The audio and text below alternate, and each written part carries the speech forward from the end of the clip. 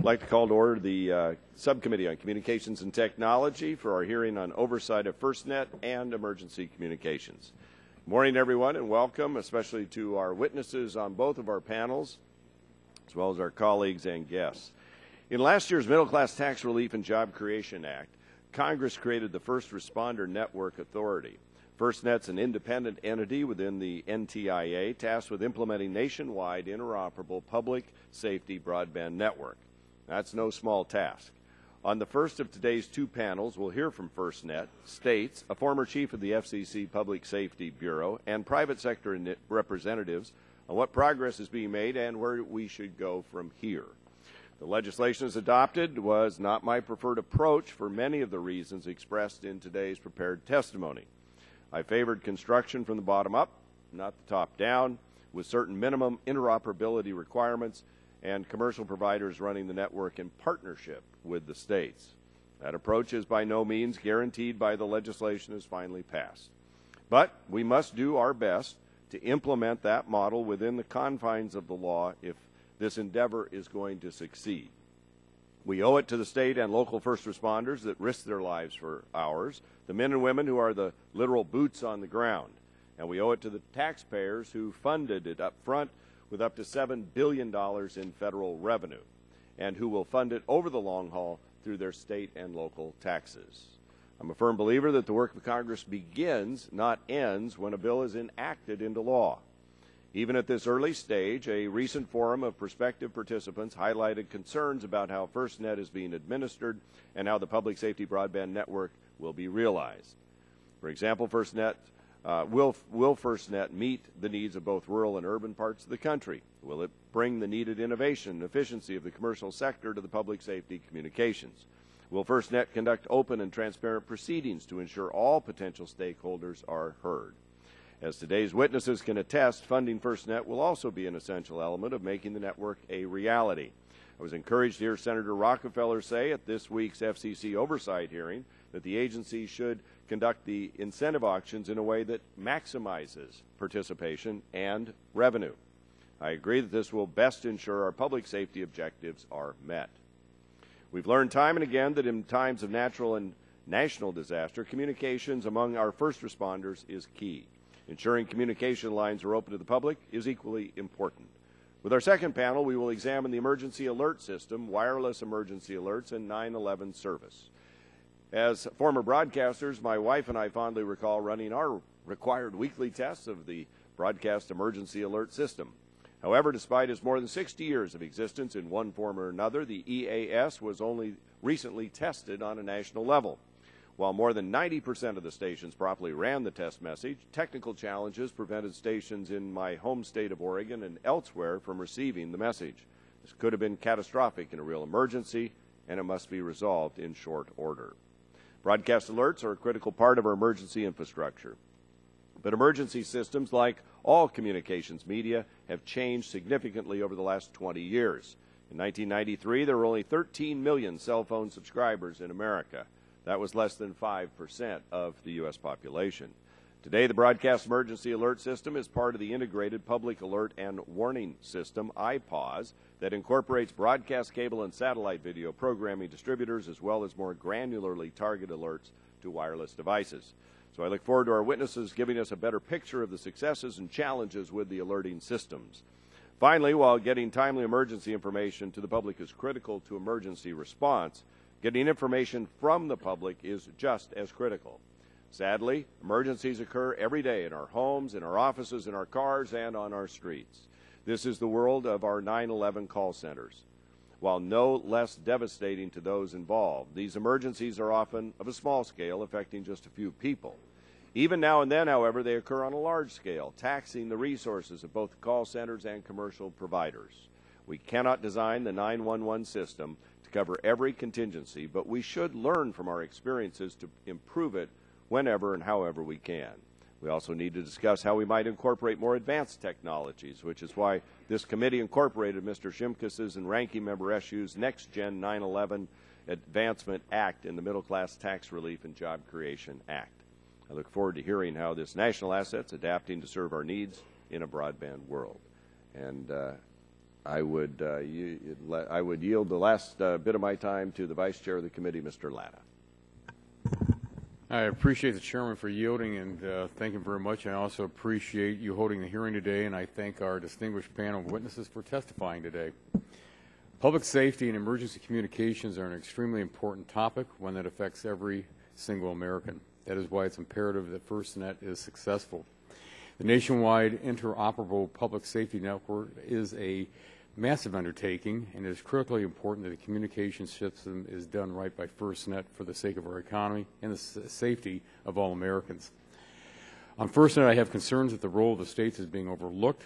I'd like to submit for a record, Mr. Chairman, a letter from the State of Ohio's Chief Information Officer on concerns regarding FirstNet's funding, communication planning, and representation. Without objection. I look forward, thank you, Mr. Chairman, I look forward to the hearing and the testimony from our witnesses, and I look forward to a thoughtful and constructive discussion. With that, Mr. Chairman, I yield back.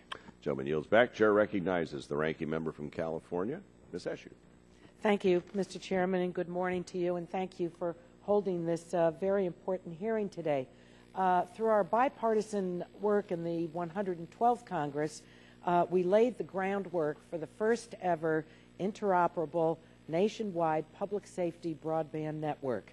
For more than 11 years after our nation was attacked, it's the First Responder Network Authority, or FirstNet, who has been tasked with the build-out and maintenance of a network that will transform the way our first responders communicate. To ensure that FirstNet remains on track, leverages the expertise of the communications sector, and does not repeat the mistakes that have plagued public safety communications for decades, I expect this will be the first of many oversight hearings because I think that it's going to be important for us to do so, to keep everything on track, and as we do, all of the stakeholders will know how serious we are about this. For today's hearing, I'd like to offer several observations that I believe will guide the success of FirstNet and the transition to Next Generation 911. First, consistent with statute, FirstNet must ensure equipment used on the network is built to open, non-proprietary, commercially available standards. A $5,000 radio is simply unacceptable, particularly when far superior off-the-shelf technology can be purchased for a fraction of the price. Second, FirstNet should leverage the expertise and the innovative thinking found across Silicon Valley, my distinguished congressional district. A modern IP-based network in which first responders rely on Internet-enabled devices creates new opportunities for both device and application makers. Covia Labs, a Mountain View-based startup, is one example of the innovative thinking already underway. Third, the transition to Next Generation 911 will require the continued support of Congress, the FCC, NHTSA, and NTIA. Last month, the FCC issued a detailed roadmap to Congress on how best to advance and deploy Next Generation 911 across our country.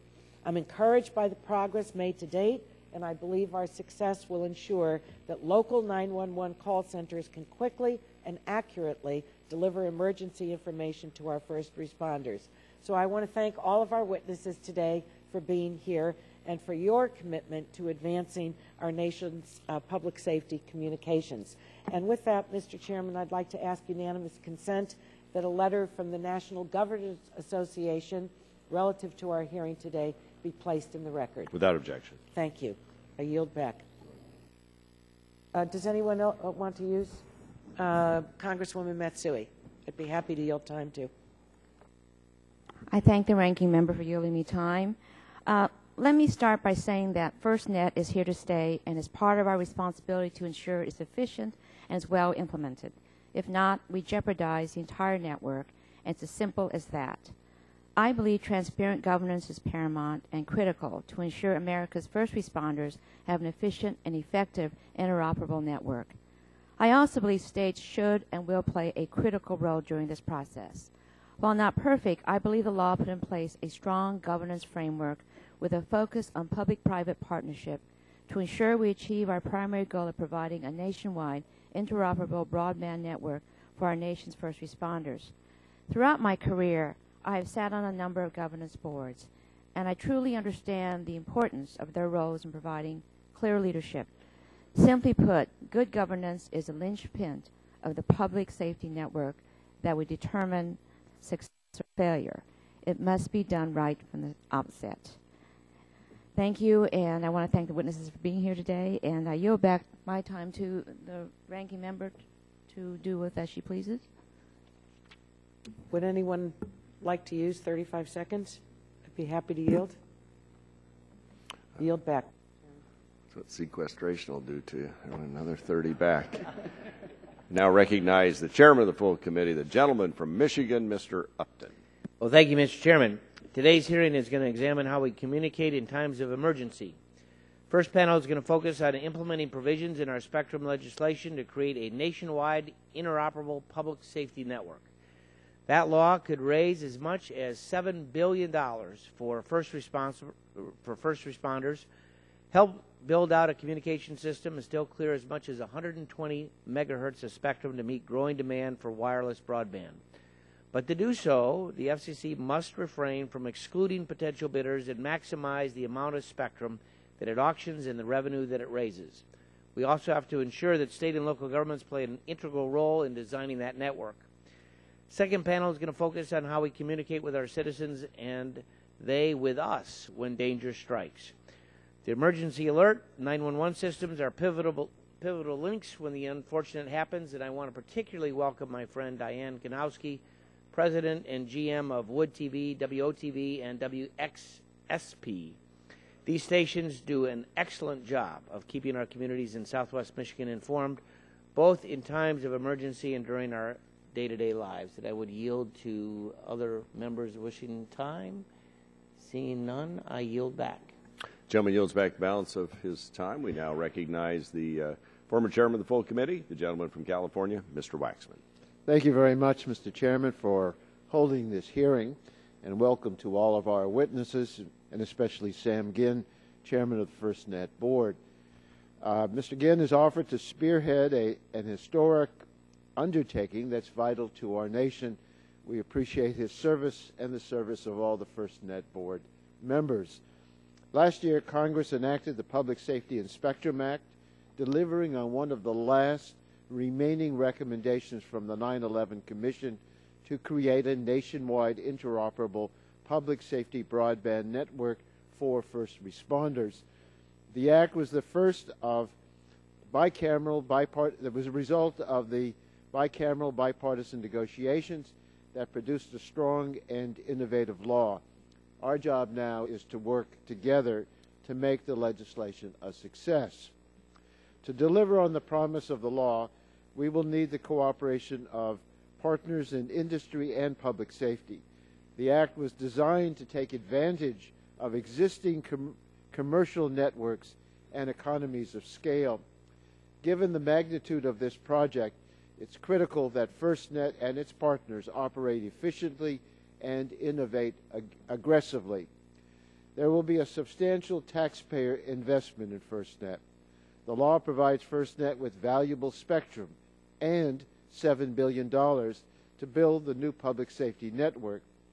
We need to ensure that these public funds go as far as possible, and I'm pleased that most stakeholders seem to recognize this and are committed to this shared goal. We have profound respect and appreciation for our first responders, and it's their dedication and the searing experience of 9/11 that led to the creation of FirstNet. Now it's time for public safety to step up again and help make this promise a reality. This will require all parties to put aside old turf battles and collaborate in a way that puts the success of the national network first. On the second panel, we'll learn more about FCC's recent activities to investigate the reliability and resiliency of our nation's communications networks. This is a critical issue. Climate change is supercharging storms. In the aftermath of Superstorm Sandy, power outages and floods disrupted many types of communications services, including wireless television, wireless, television, telephone, and the Internet services. It is absolutely critical that we explore the impact of weather emergencies on communications reliability.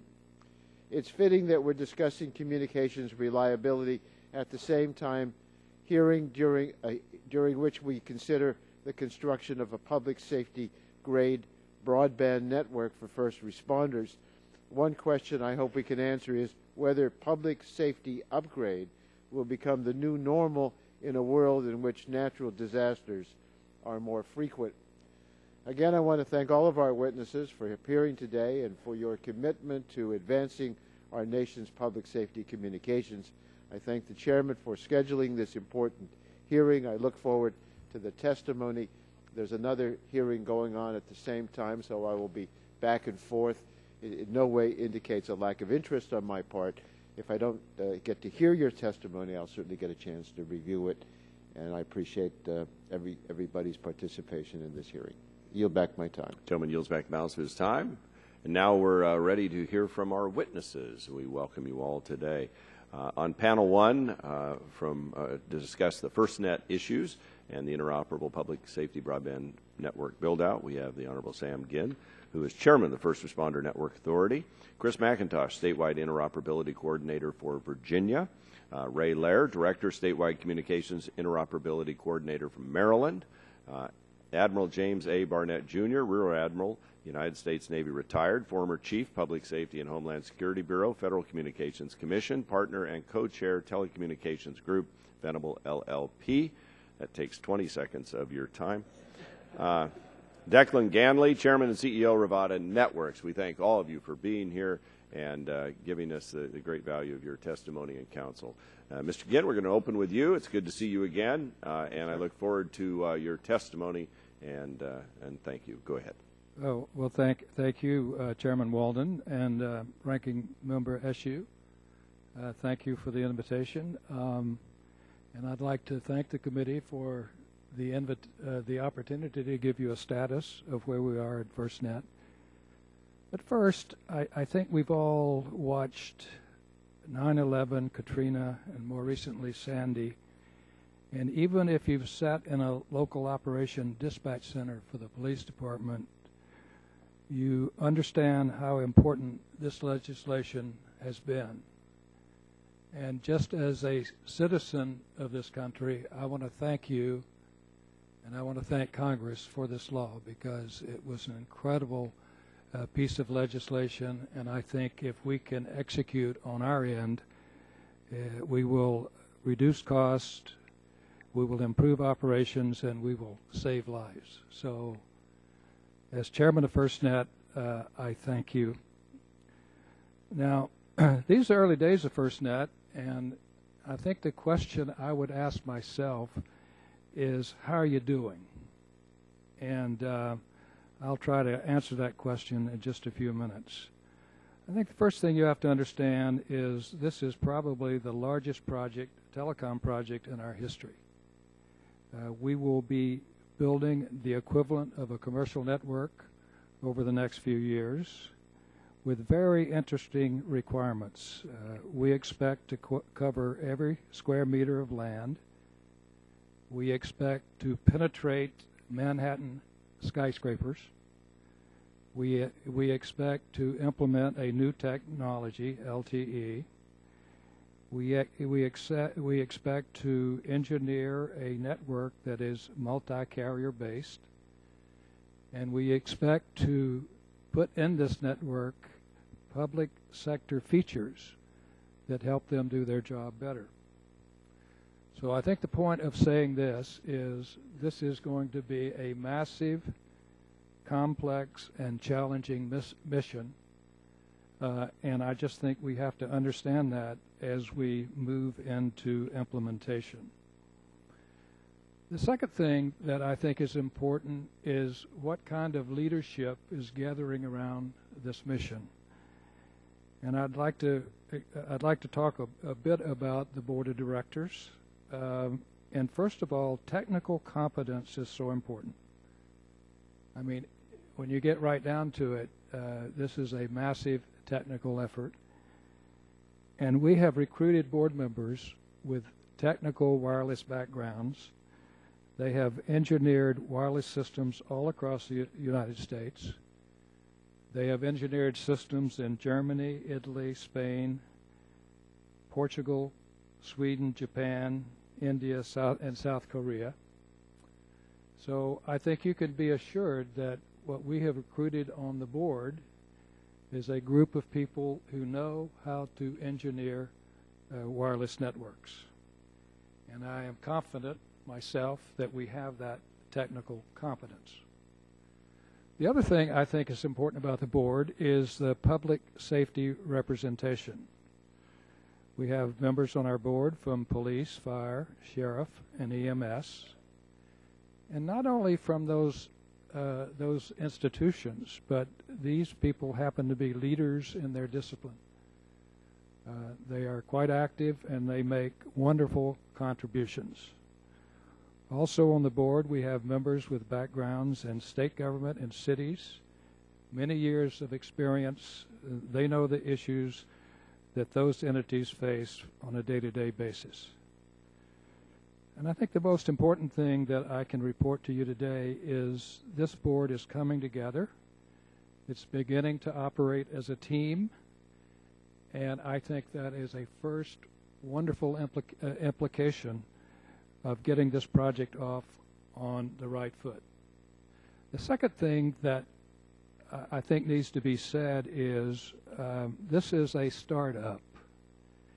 We are starting from a blank sheet of paper. We have no milestones to measure our performance. We have no employees to start with. We have no budget. We have no financial controls. We have no audit function. We have no history and no culture. And so institutions need to put all of these things in place. And we have been busy for the last few months, indeed, putting these requirements in place. And I would say that things are coming together. Next week, we will announce the appointment of a general manager. And I would guess that the senior management team will be in place very quickly. So the report is we are progressing to a more normal operation, which is we can manage and measure. Now the other thing is that the world doesn't stop, even though you have only a board and no employees. And so we've had to deal with a number of emerging issues. We have obviously had to deal with the conceptualization of the network itself. And let me just be a little more specific here. We are going to implement an LTE system. The LTE system is a commercial system, and it has to be modified for public safety requirements. We are in the process of doing that. If you don't do that, if you don't embed public safety needs into the standards get published and manufacturers don't deliver the kind of capabilities that public safety needs. So we have been heavily involved in the standards process, making sure that public safety issues are addressed. We have been conceptualizing multi-carrier networks.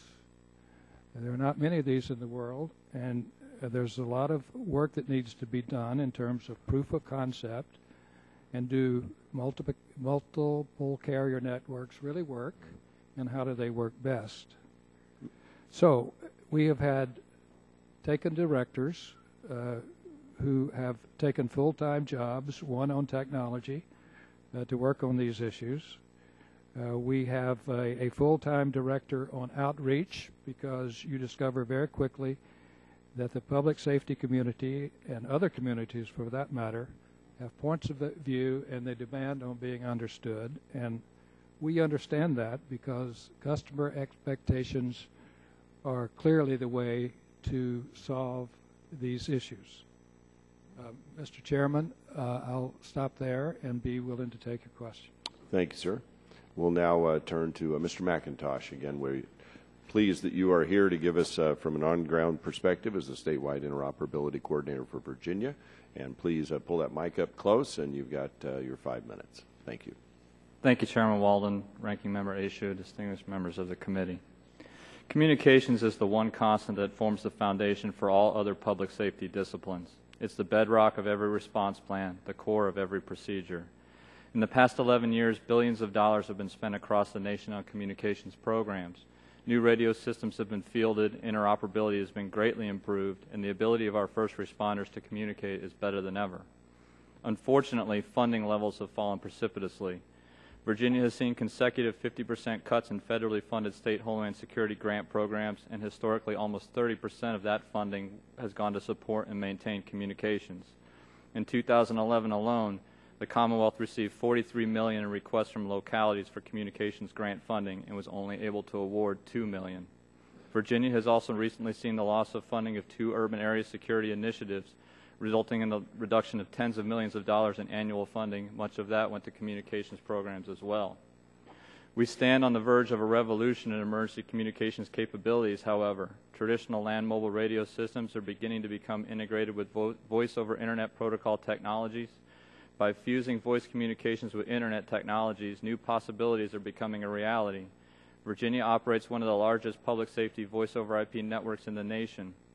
Soon, any laptop, tablet, or smartphone in the hands of a Virginia public safety professional will become a radio capable of communicating with any PSAP in the state or any responder on a radio connected to it, and fusing that with crisis management, video, and geospatial information system-based information to allow previously unheard of levels of situational awareness. All of these capabilities rely on reliable connectivity, and public safety broadband offers a solution that addresses many of the connectivity issues faced by public safety. Now public safety professionals will have the opportunity to have unfettered access to wireless communications in order to improve their ability to respond to incidents safely and effectively. The challenge lies in making all of this a reality in the current fiscal environment. Public safety communications budgets, like other budgets, are heavily encumbered with existing core funding needs and have little flexibility to fund new programs or new capabilities. Public safety broadband will not replace existing or planned land mobile radio systems in the near future. LMR has proven its reliability, survivability, and usability many times over. Cellular technologies, on the other hand, have proven to be susceptible to widespread failure during natural disasters. Cellular infrastructure density results in a dependence on reliable power supplies and redundant backhaul connectivity that is a major vulnerability. Even after mitigations to these issues are designed into the network, it will be some time before we can adequately evaluate their effectiveness. The cost of public safety broadband will be in addition to current land mobile radio costs currently paid by state and local governments. The time horizon for replacing LMR costs with public safety broadband cannot be determined. The FirstNet board has been on the record to state that the network will cover every square meter of the United States. They must do this with a network that greatly exceeds the design specifications and redundancies of commercial networks, but with a fraction of the resources that the private sector has currently expended in a network that only covers 2/3 of the country.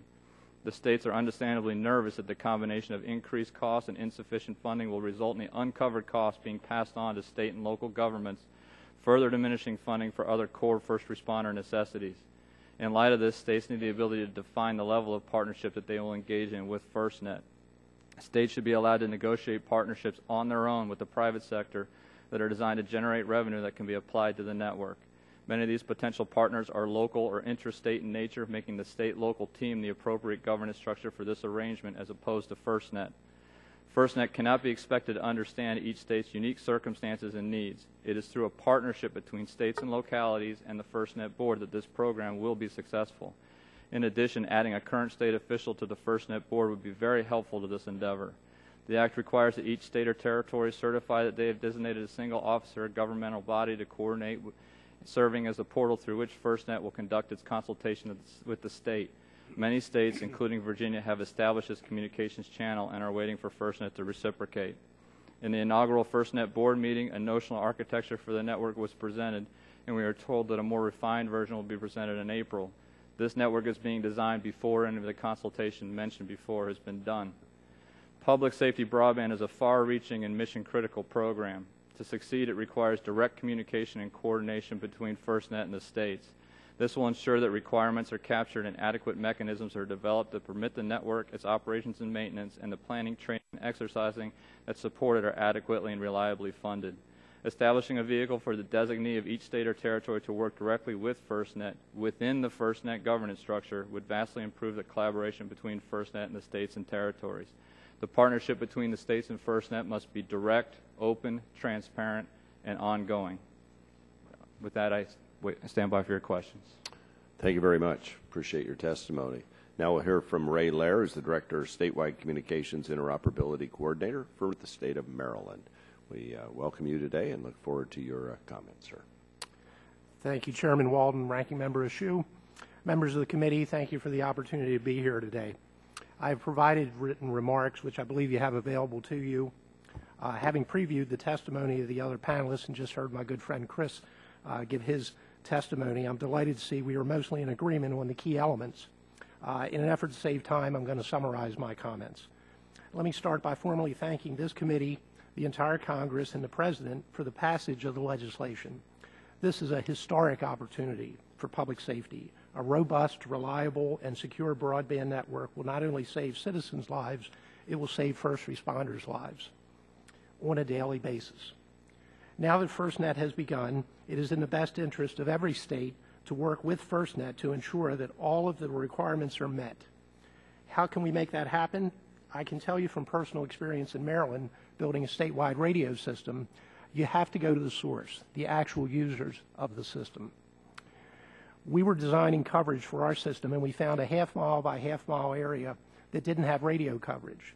Looking at it on the map, it was heavily wooded, only had a single road, so it looked like it would be minimal impact. But when we spoke to the local emergency managers, we found out this area sees a high level of public safety activity. Because of its isolation, criminals have used it as a dumping ground for stolen vehicles and even a body. There have been field fires in the summer and traffic accidents on the windy single-lane road. This area needs coverage for police, fire, EMS. Even some federal task forces are now operating in the area. We never would have known this without the local input that we got during the design. This is why FirstNet needs to be involved with end users in the design and development of the broadband network. I can assure you we want to help. I urge FirstNet to build on the foundations that already exist in states, not only the network infrastructure, but also the working groups that have been solving communications problems for first responders over the last decade. I believe the nationwide public safety broadband network has a much greater chance of success if all states opt in. That would make interoperability much easier and also take advantage of the seamless design. Also, the upgrades would occur in unison, ensuring continuity of operation. To enable governors to make an informed opt-in decision, the states will need information on 5 key components. Number one is the network design, security, redundancy, and reliability. Public safety needs a robust network and broadband devices that can operate during the worst conditions imaginable, because that's when our public safety folks are in the field. Number 2, state assets that can be leveraged, towers, fiber optics, microwave, network operation centers. By using state assets, which are built to higher standards than commercial networks, we increase reliability, and states should realize some cost offsets by virtue of their infrastructure investments in the nationwide network. Number 3 is coverage, both in building and rural. As stated earlier, only the state and local public safety leaders can speak to their needs. The early input will ensure the network meets the expectations of each community. Number 4, network priorities. Long-term evolution, or LTE as it's known, is a standard that allows for a wide range of priorities for network access under different types of emergencies. Often these priorities will be dynamic in the event as the event evolves, so local control is absolutely essential. And number 5 is the cost to operate and maintain. This is of great concern to states because they will be asked to pay for unknown amount to use and maintain the network. The costs need to be no greater than what they are paying for cellular service today. While it is possible that FirstNet could negotiate a better deal with national carriers, there are other potential partners in the region and at the local level. States need the ability to work with local business partnerships in order to help raise revenue where possible. In closing, I'd like to express our excitement about this once-in-a-lifetime opportunity. It's going to ultimately save lives, protect people and property, and enhance our performance during times of national crisis as well as every day. With that, I thank you again and look forward to your questions. Mr. Laird, thank you for your testimony. It's most insightful. We'll now go to James A. Barnett, Rear Admiral, U.S. Navy retired, former Chief of Public Safety and Homeland Security Bureau, Federal Communications Commission, and now a partner and co-chair at Telecommunications Group, Venable LLP. So we welcome you with the broad range of background you bring and the experience, and we appreciate the report you've provided for each of us and its at times colorful analogies. And Admiral Barnett, thank you for being here. We look forward to your testimony. Thank you, Chairman Walden, Ranking Member Eshoo, and distinguished members of the subcommittee, and for the opportunity to talk about FirstNet's challenges and road to success. As you mentioned, I used to be the Senior Vice President of the Potomac Institute for Policy Studies, which is an independent, nonpartisan science and technology policy think tank in the area. And as such, I was pleased to serve as the principal investigator for a study entitled What Should FirstNet Do, which, as the Chairman mentioned, is there an offer for the record. FirstNet has many advantages and opportunities, a highly experienced governing board, 24 megahertz of great spectrum, and initial funding of $2 billion. But the challenges that FirstNet faces are daunting, as Chairman Ginn mentioned.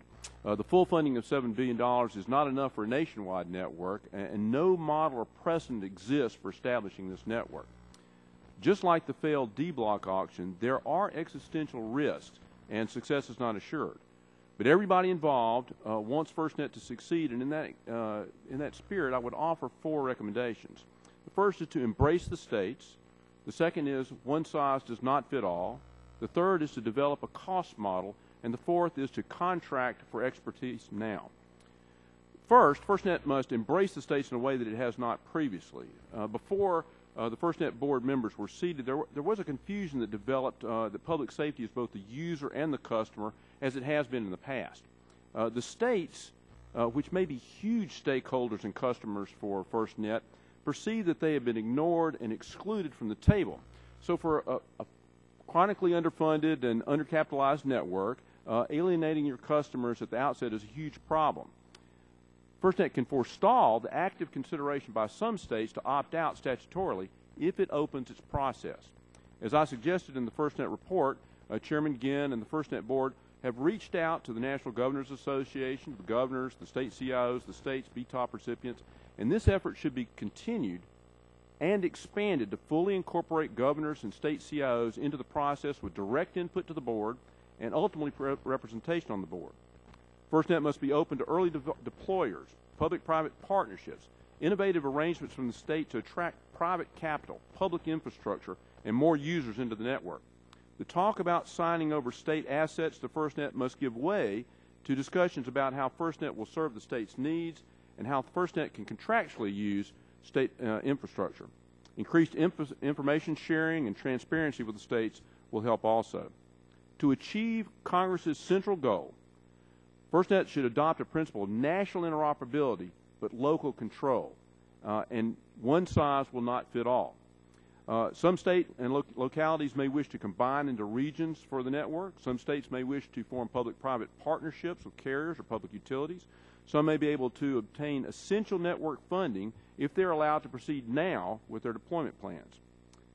FirstNet must retain the technical capability to administer the national network and ensure that it will be interoperable. But if it has that capability by contracting with experts, then the network can go faster and can achieve early wins. To attract funding into the network, FirstNet should consider what might be called almost a franchise operation under its control. The decision to reopen the question of whether BTOP recipients may proceed is a very encouraging development and is consistent with the concept that one size does not fit all and that a network of networks may be the key to success. FirstNet should develop a cost model and a financial analysis that will explain to state customers, public safety users, and other stakeholders such as carriers and equipment providers what this network will cost to build and use.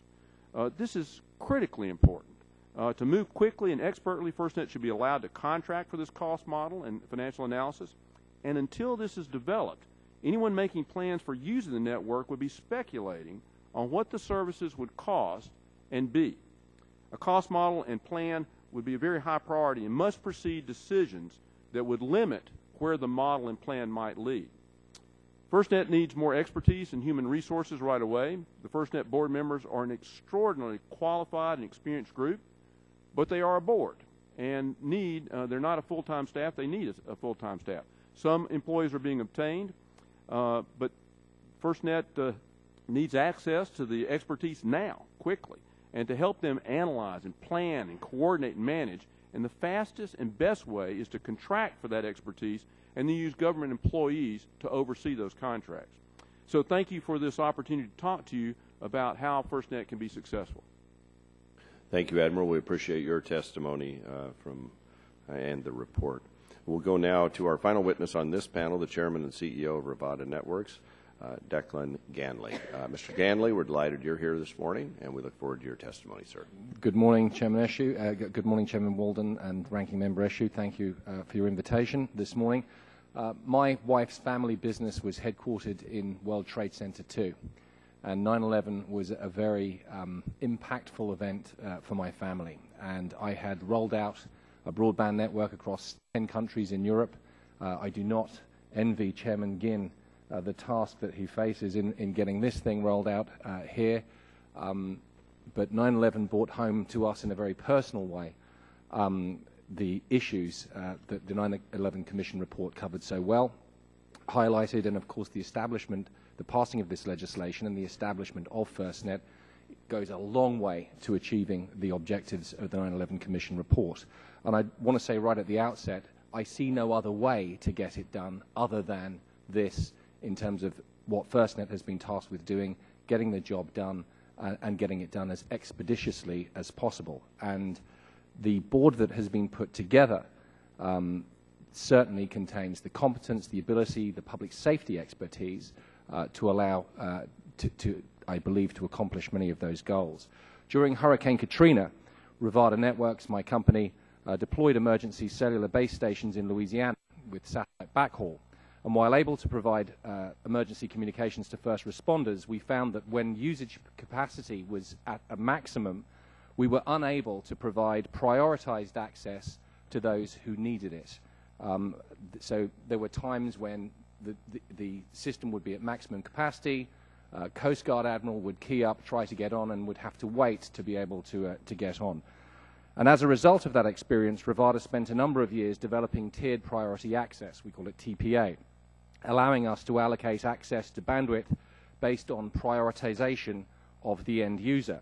And having developed tiered priority access, we realized that if we could tier priority access at a local level, we could do it on any scale, allowing bandwidth to be commoditized and allocated to users based on real-time valuation, dynamic allocation of that bandwidth, and of access to that bandwidth. TPA allows public safety control over its own permanent dedicated network, it's their network, granting full and absolute priority when needed through a throttling mechanism while making the surplus bandwidth dynamically available to the wholesale commercial users during the significant periods of fallow time when the bandwidth is not being used by emergency responders. This dynamic spectrum arbitrage revenue generating capability can allow private capital sufficient security to construct these networks for cities and states, and in a great many of these cities and states will provide surplus funding which could be used to help the FirstNet and fund the FirstNet mission. In our view, FirstNet has the best opportunity to achieve a nationwide public safety network that is fully interoperable. And while a state opting out of the FirstNet model is permitted by the legislation, it is, in our opinion, neither optimal nor necessary. The best path to success for states and cities is under the FirstNet umbrella. The ability to provide a dedicated network that guarantees absolute prioritization for public safety while eliminating the burden to the taxpayer and generating surplus revenue to fund the maintenance, expansion, and improvement of the network is obviously compelling. Partnering with private capital, public safety gains a state-of-the-art network built to public safety standards and a new stream of revenue that eases and, in cases, may even eliminate this burden on the American taxpayer. And so these core goals, the highest quality of public safety network, built to public safety standards, flexibility to allow these networks to start getting built out in as expeditious a manner as possible, and a positive revenue outcome are unlikely to be achieved in a more efficient way than that type of approach. So in essence, the good news is, because this spectrum that this legislation allocated is prime real estate, it's very valuable. Public safety can own and control it themselves, but by allowing cities, states, FirstNet to be able to allow dynamic access to that spectrum, you have a source here to generate revenue that, under the legislation, can offset and maybe even eliminate the burden to the U.S. taxpayer of building these networks. That's got to be good news for the American taxpayer and for public safety. Mr. Ganley, thank you very much for your testimony. Thanks to all of you on the panel. We'll now go into the next phase of our hearing, which is the question and answer part. I want to ask Mr. McIntosh, Mr. Lair, representing the two states of, well, the Commonwealth of Virginia and the state of Maryland. I'll try and get that right. In the governor's letter to us, they point out that they remain disappointed states were not better represented on the FirstNet board. So what's really going on there? Thank you, Mr. Chairman. As was alluded to by all the members up here, the partnership, one thing we've learned through interoperable communications is partnership begins with participation. Right. And the fact that there's not a current state official on the FirstNet board. But there's supposed to be somebody by statute on the state board representing the state interests, right? The one member that I'm aware of that is there to fulfill that requirement is not a current state official. How does that happen? I don't know. Mr. Laird, do you care to comment on that point? Who made the appointments? Chris is absolutely correct. The current member is a former CIO of two states, I think California and Michigan, but not currently representing or doesn't hold an active role in the state.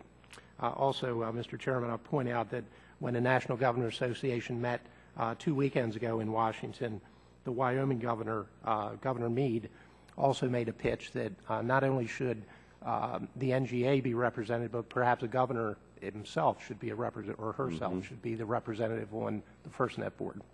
As I assume, I won't put words in Admiral Barnett's mouth, but, you know, he was an admiral and he was at the FCC and he was off at a think tank and now doing whatever it is you do. You don't get to speak for the Navy now, right? No, sir, I do not. And so why would we have a federal employee speaking for the states? Mr. Ginn, how did that happen? Mr. Chairman, I was not privy to the appointment of the board. Who makes the appointments to the board? The Secretary of Commerce. All right. So we'll take up that matter with the Secretary of Commerce then. But just a Are you comfortable with that situation? Well, I'd say this. Diversity is really important, but you reach a point where knowledge and competence is just as important. So are you saying that the states don't have anybody that would be knowledgeable or competent enough to represent? No, I'm just saying that the current appointee is an outstanding member of the board. Well, I don't dispute that. I'm not taking any aim at the person that's there. It's just we wanted somebody that actually was from a state. I guess we should have been more clear in the statute, but somebody representing the state's interest, we thought would mean somebody from a state, not from the federal bureaucracy. I guess that got interpreted as since she had been a CIO for both California and Michigan, that she met the requirement. Yeah, well, feels like an insider deal to me in terms of federal government pretending to represent somebody it's not. And that's not any aspersion on the individual. I'm just saying that it seems to me it'd be better if actually the states, the governors had that say in making a recommendation. I realize you don't make that appointment, but hey, you're the only one we have before us today. And you and I have talked on a number of occasions, Mr. Ginn, starting at the end of last year, about some of the urgent, specific problems you felt needed to be rectified through legislation. And I know in your testimony you said you wanted to work with Congress to explore obvious and reasonable measures. This is your opportunity to make those obvious measures known to us and to the public. Can you be real specific about the issues you're encountering and what it is you think needs to be changed statutorily? Well, I think the way to start this is to say that someone coming from a commercial enterprise and faced with the acquisition and procurement rules in government, you see that potentially they can increase the cost or extend the time that we can build this network. Right. And what I would suggest is that we work together, looking at those procedures, and where it makes sense, give us the freedom to really execute this network more efficiently than we otherwise could. So that's the point I made in my testimony. Do you have specific recommendations for us? Because when we talked at the end of the year, I was under the impression that you had some, or were at least developing some, because there was. We are developing. We have developed some. We have actually submitted some recommendations to your staff and the staff of the Senate. And what we would like to do is take the time to sit down with you and discuss those. We're not trying to move away from what is competitive and open, and all the requirements that I know that you would insist on and I would insist on. But all I'm saying is government rules in a complex project like this are not necessarily geared. Well, that's why operation. I was hoping in the context of this hearing we'd get more of that out on the table. But my time has now expired, so I'll recognize the gentlelady from California, Ms. Eshu. Thank you, Mr. Chairman, and thank you to each of the witnesses. You've been absolutely terrific, and I thank you for what you're doing. What I really have drawn out of this, and I appreciate, is the wonderful spirit that's at the table. There are obviously some sticky wickets that we have to work out. This is the first time in the history of our nation that we're taking this on, and each one of you mentioned that in some way, shape, or form. But the spirit in which you have approached this, I really appreciate, and I think that I hope that remains with us as we work our way through all of this. Let me start with Mr. Ginn. Thank you for being the first heading up FirstNet. Congratulations to you. The chairman just mentioned your meeting with him. We met in my Palo Alto office, my district office, on the 21st of February. Do you have, and you also met with Mr. Waxman to go through the concerns that you have. I think the sooner you get these issues to us, the specifics of them, that we can start to work on them. Because, you know, the subcommittee wants all of this to work just the way you do. And you know that I was concerned that this, what you were sharing with me, would ensnare the, you know, the work and really throw sand in the gear relative to ensuring that we have a nationwide interoperable public safety network. So the sooner you get this to us, I think the better off we're going to be. What I'd like to ask is, what steps is FirstNet taking to achieve economies of scale in device costs? I've been concerned about that all along, and if you could just answer that as quickly as possible, because I have 3 other questions I'd like to ask. Okay, well, good. Well, one of the advantages of a national architecture is you take advantage of scale, and with scale you get reduced cost. And specifically with terminals, I think what is going to come out of this program is a completely engineered terminal for first responders. Mm-hmm. And it's going to be multi-channel. It's going to have special features built into it. It will be positioned to service police and fire and emergency medical. And when you order in volumes, you can drive down the cost. Mm-hmm. Now, have you considered integrating adjacent spectrum bands used by commercial wireless providers into 4G LTE-based public safety devices as a way to drive down costs? Absolutely. Good, good. And given the sensitive nature of data that will travel across the nationwide network, what steps is FirstNet considering to ensure that security is built into the network from day one? It's a really important issue. Cybersecurity has got to be a part of the system. Good. We're going to rely on DHS and Department of Defense, who have some real experts in this arena, to help us put that plan in place. Good. Is it too early, or have you, has the FirstNet board been received threat and vulnerability briefings from agencies such as DHS or NSA? Well, what we... it might be too early for that. Yeah. I don't know. Let me tell you where we are. Quickly, because I have 59 seconds left.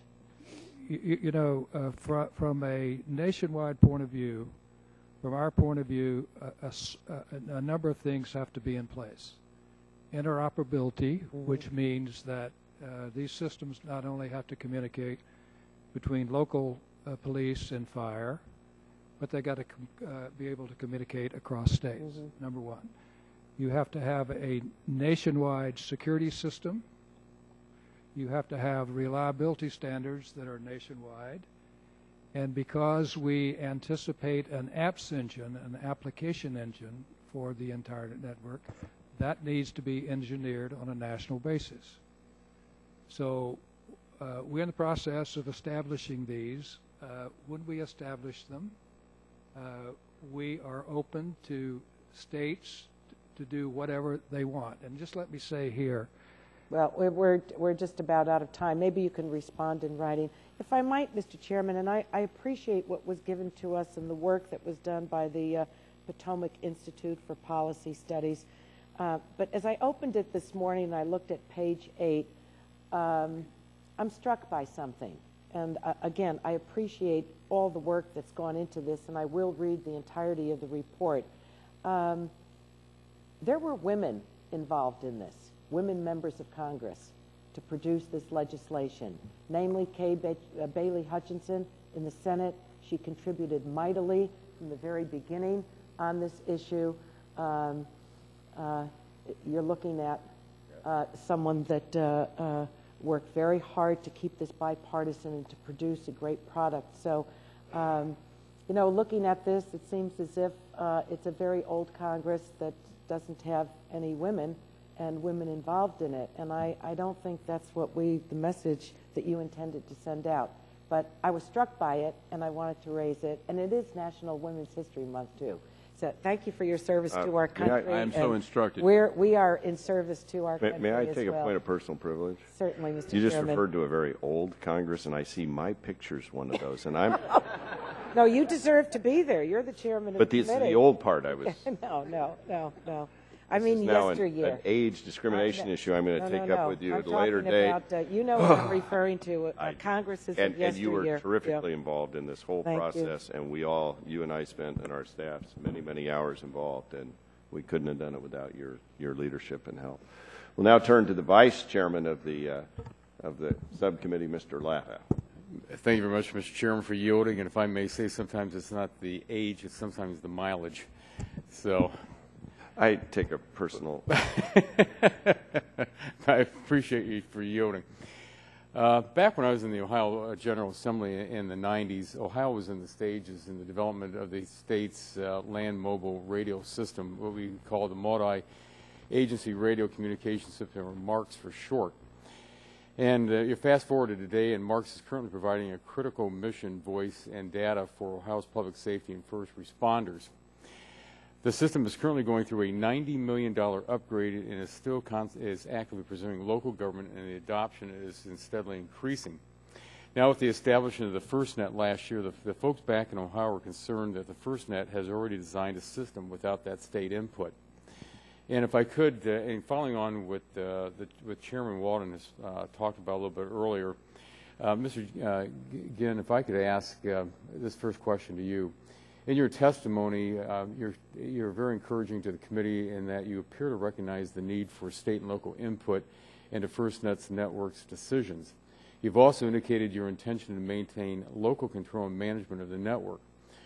And again, as stated by the chairman, Ohio and other states have raised concerns about their inclusion in the network design and the build process, and about the need for local control and about the financial impact. And on page 4 of your testimony, you do state that, it must be affordable to the user, and so on the state's participation in FirstNet. I also hear you say that it's your intent to reach out to the states, but given that this has not happened to a significant degree some 6 months into the process, can you assure us and the states when this is going to start happening, that the states are going to be involved in these decisions that are happening, and especially the governors, because I know in Ohio they're very, very concerned about what's happening. And so if I could just pose that first question to you as to some kind of a timetable. Yeah, well, I think first of all, there's a lot of outreach already taking place. Many of us have attended many forums, communicated about FirstNet and its goals and objectives, and there's an enormous outreach effort in place today. Now, I think you need to understand that what we anticipate is a national architecture with local control and operations, okay? And that's the way I think this network has to operate. And if you take a look at Adams County, Colorado, I think it's I'm fascinated by what happened there in the BTOP arena. Here you had local public safety, you had local political structure. They got together, they dedicated buildings and dark fiber and all kind of capabilities to that system and built it at a very, very inexpensive cost. So once we get the national architecture in place, we're quite open to states and cities constructing their own system, so long as they follow the national standards around interoperability, cybersecurity, and reliability. So, well, and again, it's getting that information to the states, because again, there's very much of a concern that they're not involved in the process. If I can shift real quick to Mr. McIntosh, if I could ask you this. On page 4 of your testimony, you cite concerns regarding the costs associated with public safety broadband network resonate with me, because I've heard those same concerns again from your counterpart in the state of Ohio. And I can tell you, and I'm not sure how it is in Virginia, but I have a lot of volunteer departments out there, and I try to hit as many of and support the pancake breakfasts and the fish fries and the chicken barbecues that they have, just to raise funds for those departments. And have you seen any evidence of a business or cost recovery model evident yet in FirstNet planning? Not from FirstNet, no, sir. The only we've been approached by private sector on some business and cost recovery models, some of which are intriguing. But as far as direct communications from FirstNet, no, we have not gotten anything. Mr. Lair, may I ask you that same question? Congressman Latta, let me first of all let you know in front of me I have an email from Darrell Anderson from the state of Ohio. As soon as he heard that I was going to be testifying today, boom, the email lit up, and it's, make sure you tell him that Ohio's in the same boat. We need to get some more information. He was very complimentary of your support for them with their Ohio Mark system.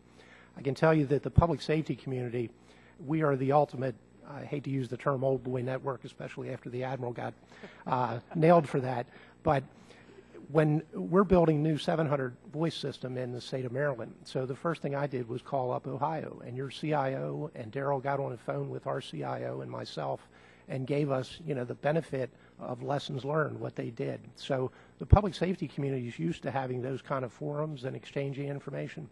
I don't think Verizon calls up AT&T when they're going to deploy their 4G network and says, tell us how you did it. So that's the kind of information we're hoping FirstNet's going to tap into. Thank you. Mr. Chairman, my time has expired, and I yield back.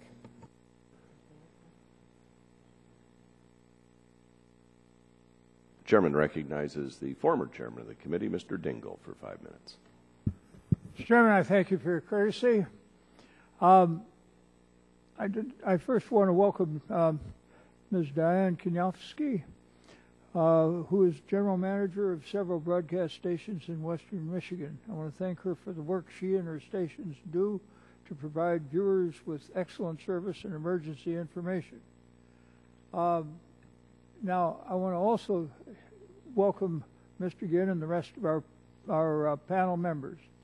The Middle Class Tax Relief and Job Creation Act requires FirstNet to take all actions necessary to consult with, amongst others, federal, state, tribal, local public safety entities in building and operating FirstNet.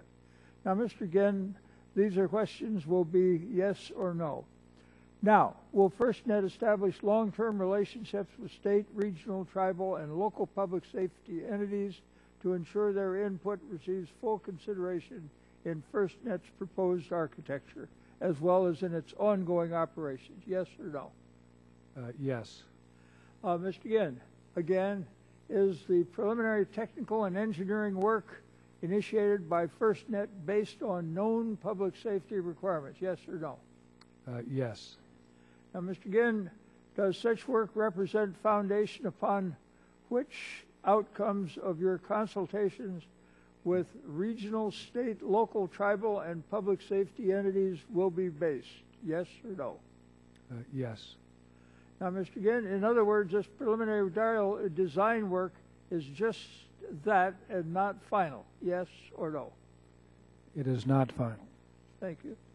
Mr. Ginn, further, will the network allow for local customization to meet unique local operational requirements? Yes or no? Yes. And I want to apologize to you. I hate to do this to witnesses, but it helps us get a lot on the record. Mr. Ginn, will FirstNet consult with a variety of equipment manufacturers and vendors as it continues or as it considers operations for network architectures, technologies, and deployment options? Yes or no? Yes. Mr. Ginn, many states, like my state of Michigan, find themselves presently in serious financial straits.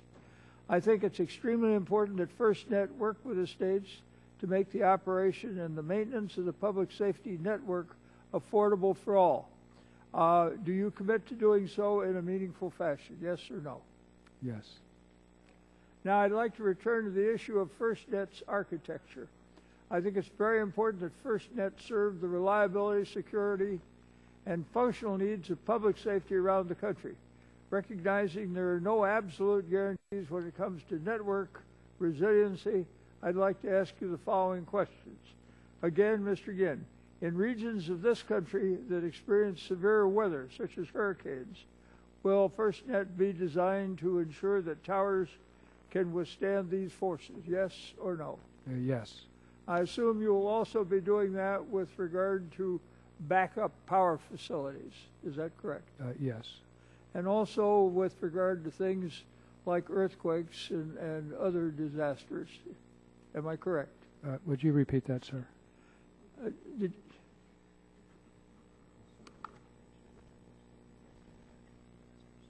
And so you are going to see to it that it's hardened against other natural disasters and also perhaps the kindly activities of terrorists and others. Is that right?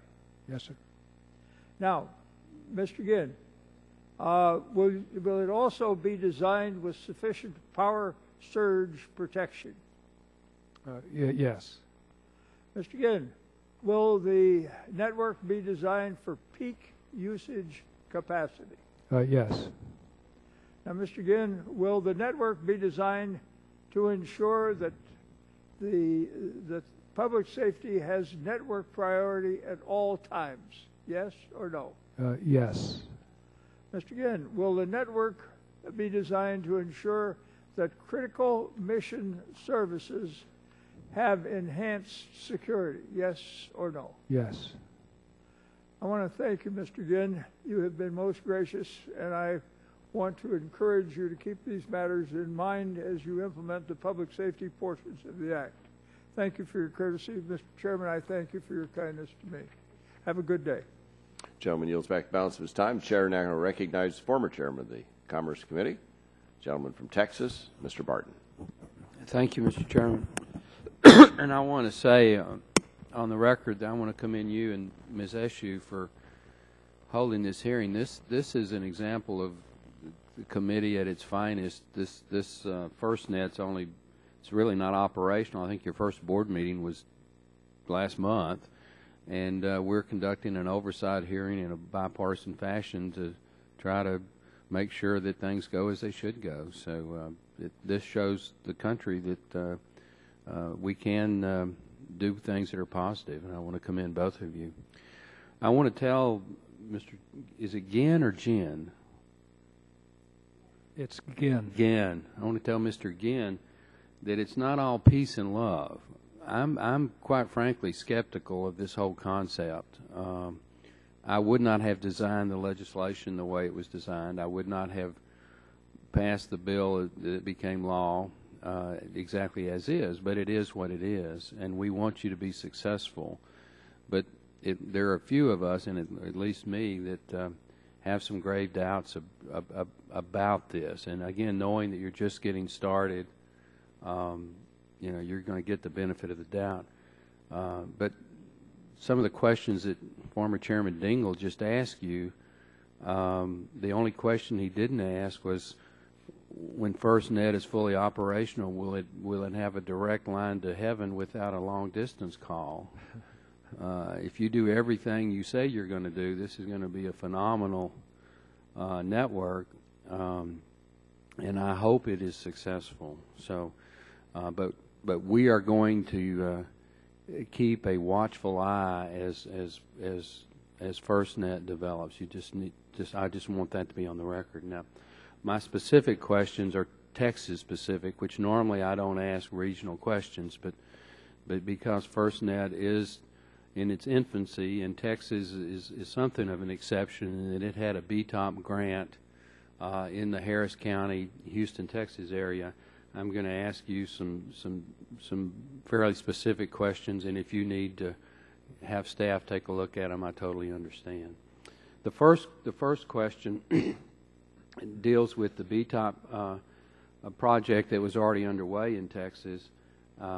Texas has gotten an FCC waiver to continue that, but in the site visit that your agency made to Texas, they were told that if Texas wants to participate in FirstNet, they have to give the current assets they've already put in place to FirstNet. The question is, wouldn't the effect of this transfer of assets eliminate the state's statutory authority to opt out of the FirstNet deployment, since it would otherwise be left with no beneficial access to those assets? Well, first of all, Texas was funded through a different program, right, than the BTOP program. And just let me say that we have included it because we would like to implement a showcase projects. We'd actually like to use these BTOP locations, including the Houston area, as showcases. Let's build them. Let's take a look at them. Let's let public safety take a look at them. Let's upgrade our designs as a result of them, and then continue to implement across the country. I don't know what happens with the investment.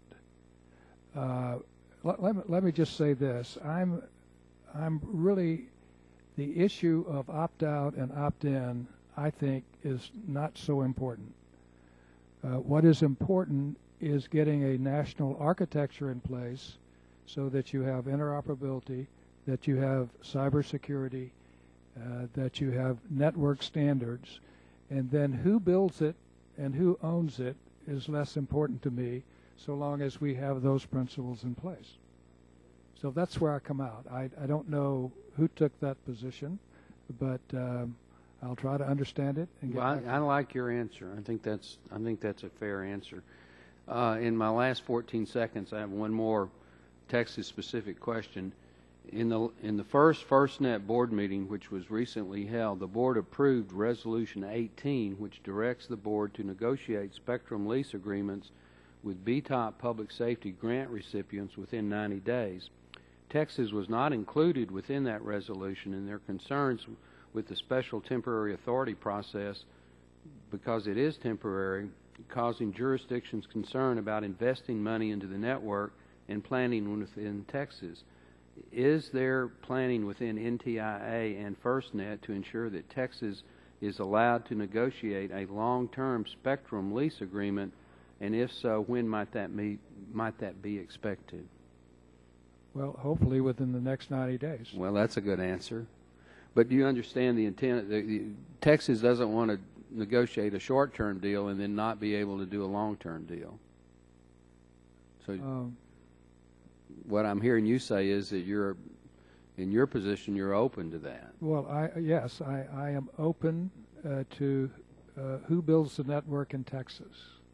Okay. So long as you meet the national standards that we put in place. Sounds good to me. I have several other questions, but I'll submit them for the record. Thank you, Mr. Chairman. Now turn to the gentlelady from California, Ms. Matsui, for 5 minutes. Thank you, Mr. Chairman. I thank you all for being here. Mr. Ginn, I have a few questions here following along with the question about the states. There have been a lot of questions regarding outreach and some aspects of this. And just generally speaking, would you commit to getting these critical questions that have been occurring answered to the state's satisfaction before they have to make the decision about whether to opt out of the FirstNet network? Well, you know, I think one of the first principles, if you don't satisfy your customers, you don't succeed. So the idea that we're somehow not interested in customer requirements is just not true. We are going to spend a lot of time trying to understand them and incorporate them into our engineering. Well, that's a good answer. So you're going to be continuing to reach out to the states to ensure that their concerns are addressed, and because there are some states obviously hesitant to sign on as a partner, which I believe will not really benefit the goal here. And but if it seems like, I don't know what this is, if not enough states could ultimately opt out, do you have a backup plan for this?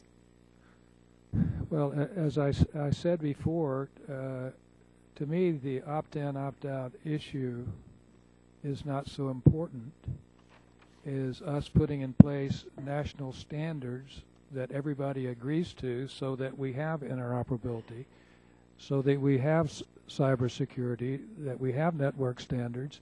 Who builds the network and operates the network beyond that, I think, is open and negotiable. Okay, then, following along with that then, in his testimony, Mr. Barnett outlines a network of networks approach in which FirstNet's network will be based on a shared architecture approach with each smaller network presumably controlled at state or local level. And Mr. Barnett argues that such an approach would present many more options to get private equity and public infrastructure involved. What do you think about his recommendation? Well, the problem I have with it is I think you take risks around the issue of interoperability. If you have 15 people engineering a network, how you come out of that with national interoperability, I think, is a risk. The same with cybersecurity, and the same with the standards of maintenance and reliability. Okay. I just right now would just like to just make a statement for the record. I know I was brought up today about an individual that's on the FirstNet board who apparently there's some concern about whether this individual has knowledge to fulfill that position. I must say that this individual has been a CIO of 2 large states, Michigan, and California. Right. And I would just like to state for the record that she definitely understands the state focus. And I just need to say that for the record. I think it's important because this board is really just starting to form to a great degree. And I think it's really very important that you get the best people there who understand what is going on at the state level. So I just want to make that comment. I appreciate it very much. And if you want to make a comment, Mr. Well, I would just say that she's an outstanding talent, and I'm so pleased with having her on the board. Okay. Thank you, and I yield back the balance of my time. Gentlelady yields back the balance for time. Chair now recognizes the gentleman from Nebraska, Mr. Terry. Thank you, Mr. Chairman. And Mr. Ginn, we'll just stay with you. First of all, I'm going to associate myself slightly with Mr. Barton's remarks. This seems to be such a monumental task, a huge beast, that I'm just wondering what its ultimate costs and bureaucracy will end up being. That's just a comment, not a question. But I'm curious, this is a question. The way it's been presented, or I'm envisioning what you're saying, is it accurate to say this is a public safety intranet system nationwide? Yeah, I've been trying to think of a way to explain it simply, but let's just think of your electrical grid. We're going to put a wireless grid in place, and conceptually, in any state or city, you can plug in the applications that make sense for running your operations. Yeah. So with the app engine that we're going to put in, it's really going to revolutionize public safety. Let me put it to you this way. When you got your first cell phone, could you have predicted the number of apps that are available to you today? No, I couldn't. But what I'm saying is there's going to be no other users accessing these, for one of them, transmission wires. I mean, there's not going to be other state activities or university activities or medical hospital to medical hospital. This is all going to be just traffic from public safety. That is my understanding of the legislation, although hospitals may be included. I'm not sure. All right. That's my understanding, too. I just wanted to make sure. So I'd call that an intranet when it's not other users not allowed to be involved in that. Now, in your testimony, that FirstNet must be the larger, more resilient, and more secure than commercial networks. I assume that's why it's more of an intranet than an internet. But you also say that it's going to be cheaper for users than any alternatives, but we don't know what the costs there are, so I'd want to know how it's going to be cheaper. But can you explain how a better network is going to be cheaper when, by definition, you have fewer users on that network? Yeah. I think the assumptions we're making here with scalability, with terminals, for instance, instead of ordering several thousand, we're ordering 4 to 5 million. We drive down dramatically the cost of the terminal. The same with radio access networks. If you order in volume, you get lower pricing. Well, so you're going to be the central supplier of the equipment to each one of the public safety entities. So Omaha Fire Department comes to you for their handhelds? Well, if they do, they'll be able to get it, in my opinion, a lot cheaper. What do they do with their old equipment? With their older? So their current handheld devices, radio services that they already have, do they scrap what they have? I think for mission-critical services, they'll be used for a number of years. But for basic cellular traffic, that will be converted to the network almost immediately. Okay. Because that's a question that keeps several of our local public safety and our state OI has asked me, are they going to be able to use the same equipment? Are they going to have to swap it out or buy from you? A lot of unanswered questions here, and I understand it's very embryonic stage. Yeah, all of the above, by the way. And all of the above. And I think each state is going to have to make its own decisions about the rate of adoption and just what they implement in their state. All right. Last question: does the FirstNet plan on charging municipality users to use the network? The rate structures really haven't been developed, and I just would prefer not to comment until we have a sense of what our total costs are going to be and how we recover them. All right. Perfect. Yield my second. Gentleman yields back the balance of his time. The chair now recognizes the new ranking member for the hour, Mr. Welch. Thank you very much. How does FirstNet plan to ensure that rural areas get access to the public safety broadband network? I know you've probably been talking a little bit about that, but we've got problems with the build-out in rural areas that are different, as you know, than in urban areas. Yeah, I think the answer is that in some cases... Can I interrupt? I think I jumped ahead of the line. You all right? All right. We're on the verge of doing something that Congress doesn't like to do, jump over seniority. Very dangerous when you're the jumper. So thank you, Mr. Pallone. Go ahead. So I think in some cases we might negotiate with one of the existing carriers who now serve the rural area to cover it. So you would partner with local carriers in the rural area? And we would partner with rural local telephone companies, or we might even cover those rural areas with satellite. So is the partnering going to save you some money? That let's hope, and also extend you would opportunity hope so. a lot.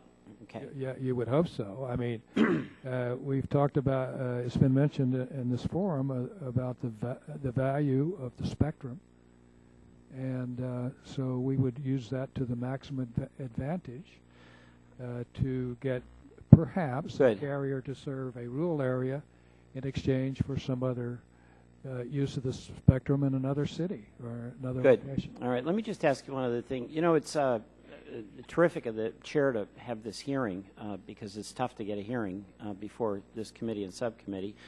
So all of us are eager to get the 1, 2, 3 problems that you see as the biggest impediments to being successful in the effort. So what would you describe those to be? You've got challenges. You've got impediments. You've got regulations. You've got hassles, and you're being polite here. Okay, so just tell us what's going on that you see as problems, impediments that this committee needs to be aware of. As I try to say in my opening remarks, this is an enormous technical challenge. Well, we know that. Okay, and basically trying to pull all the technical issues together along with a new. I'm not asking you that. That's the challenge. I'm asking you, what are the things that we're doing or policy-wise that are getting in the way of you being able to succeed in taking on that challenge? Well, the chairman and I have had these discussions. Yeah, but we haven't. And, if you look at government acquisition rules and procurement rules, in my opinion, they were designed for a specific purpose. So if you would change them, you would do what? Well, I would greatly simplify them. And give me an example. And, look, let me. Right now. We got to get real here. I mean, this is a big problem for the country. You're the guy who knows what the problems are. I'm asking you what they are.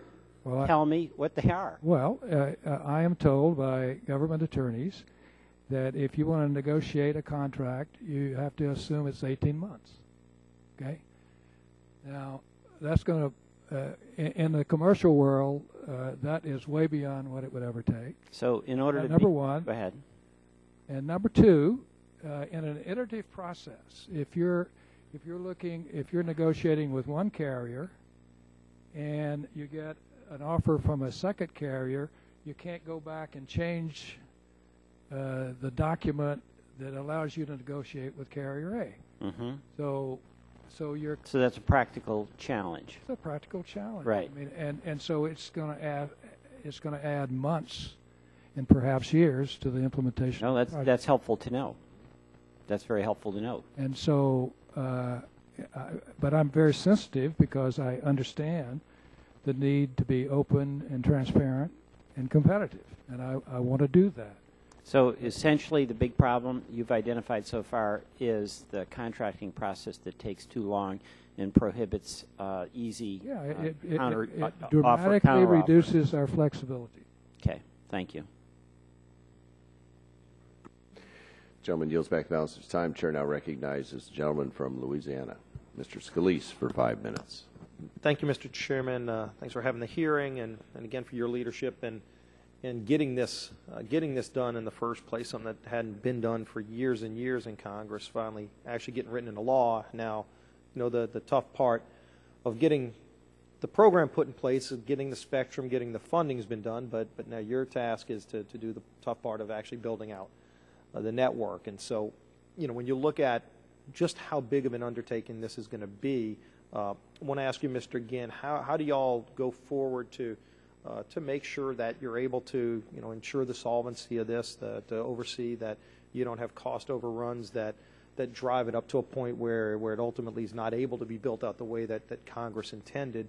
You know, since you're still in some of those early stages, you know, we've seen, unfortunately, bad track records of big government projects, and, you know, yet there is the ability to get things like this done if it's laid out right in the front end. So how are y'all approaching that to make sure those kind of problems don't happen?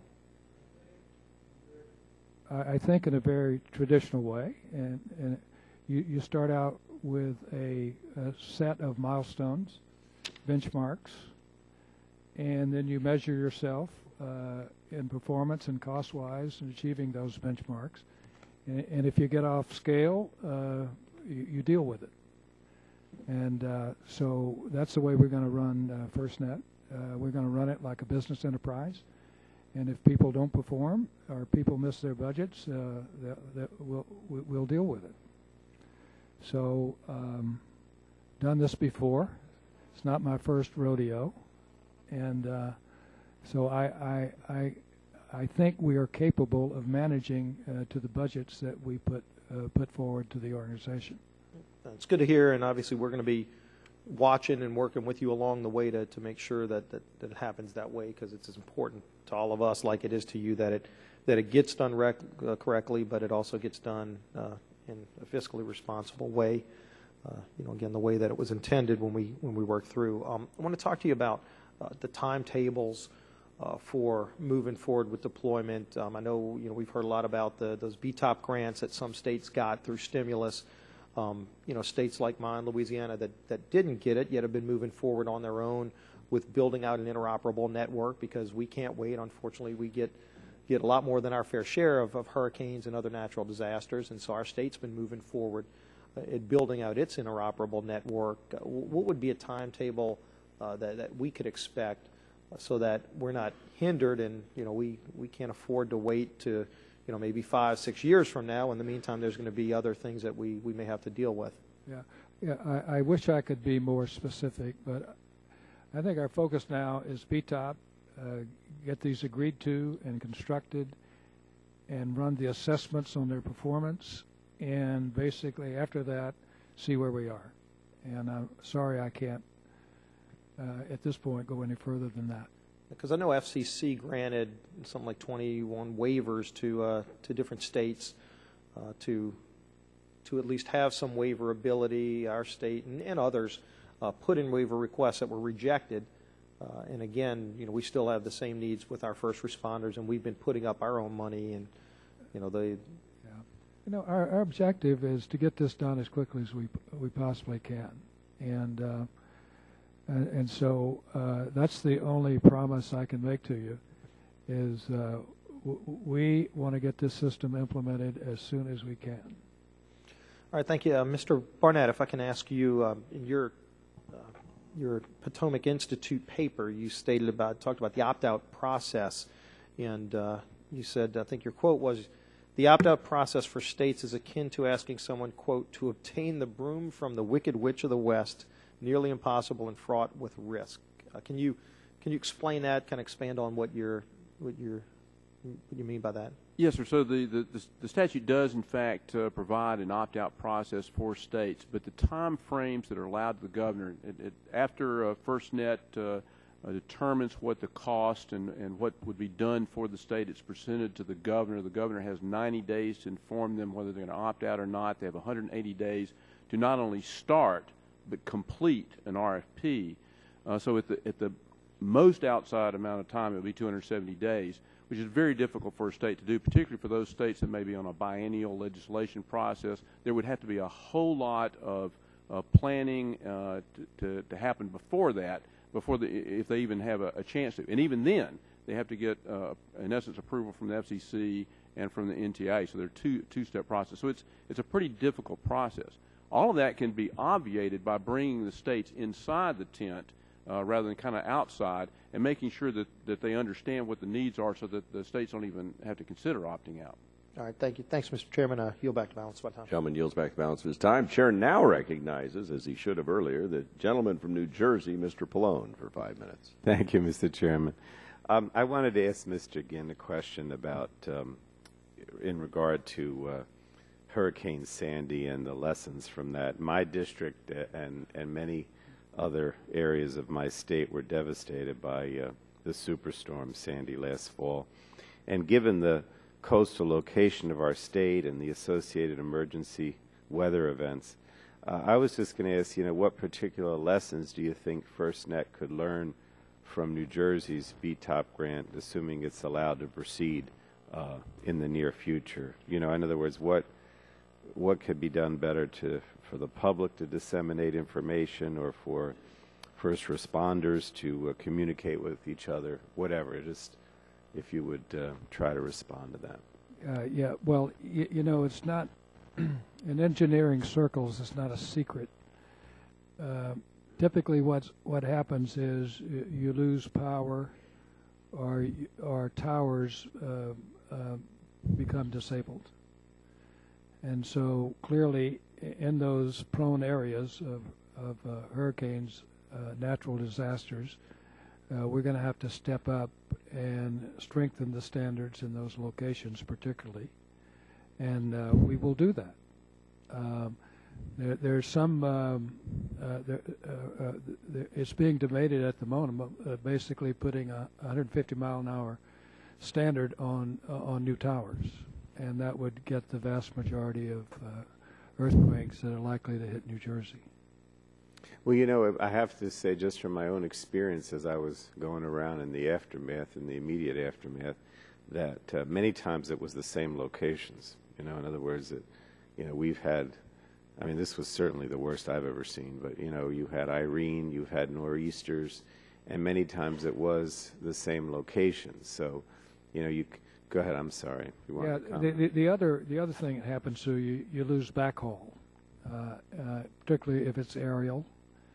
And so, we're going to look at all those standards in those critical locations. I appreciate that because, I do, it gets frustrating after a time, whether it's communications or it's power, whatever, you have so many people, and of course now many of them are interested in buyouts, have just had the same experience over and over again. And of course they come back to us and say, well, you already knew that this was the problem area where we're going to have this problem. What are you doing about it? So I just want to stress that, what you're doing is really important in terms of communications. And, that's really the key when these disasters strike. And people expect us to do something about it, in particular now since they've had the experience a few times. Thank you very much. I yield back. Gentleman yields back the balance of his time. The chair would ask unanimous consent to insert in the record a letter from Textron Systems Corporation detailing issues, including their information that's available at www.connectingfirstresponders.com. Without objection, so ordered. And now the chair will recognize Mr. Lance. The gentleman from Missouri, Mr. Long, is now recognized. Thank you, Mr. Chairman. And I'm glad that it is again, because if the guy across from you hollers gin, it's usually not a good thing.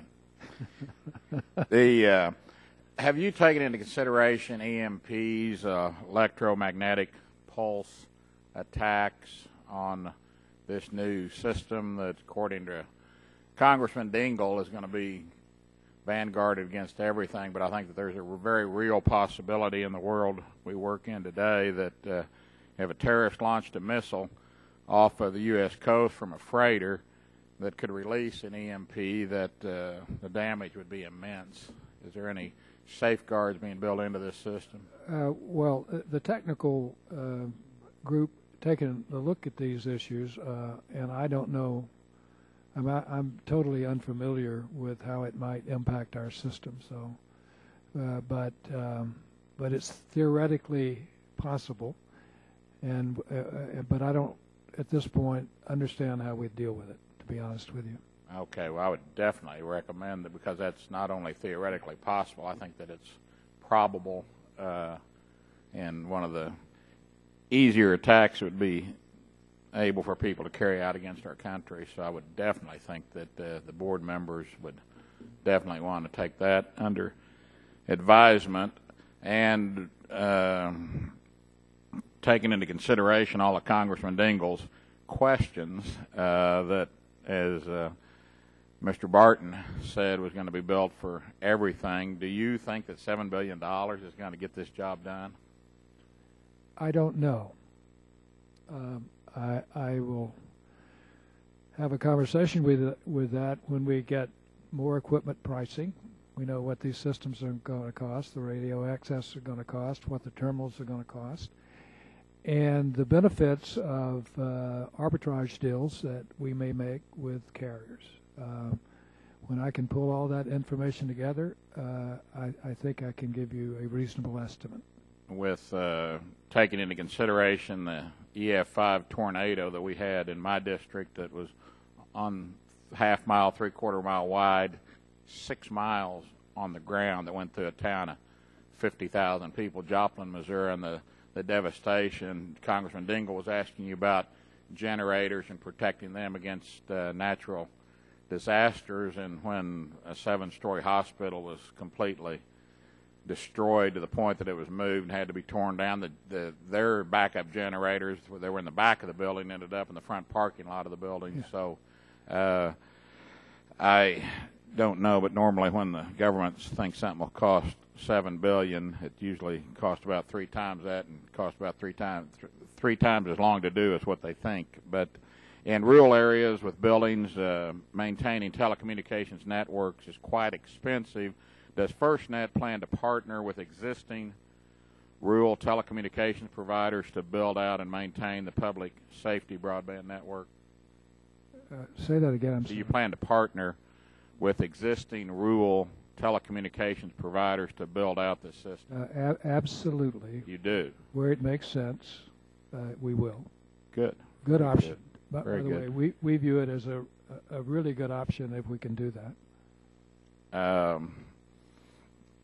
One of the most common criticisms of the broadband stimulus is that grants were awarded before work was completed to determine an investment was needed, and now we hear testimony that FirstNet will produce its network build plan before it has finished asking states where they need additional assets. Shouldn't FirstNet conduct its consultation with the state before it decides where and how to build? Well, see, I don't quite understand that. We've been directed to build an LTE network. We know what we're going to build. And so the question is, how do we go about doing that? And what kind of features and functions do we put in place?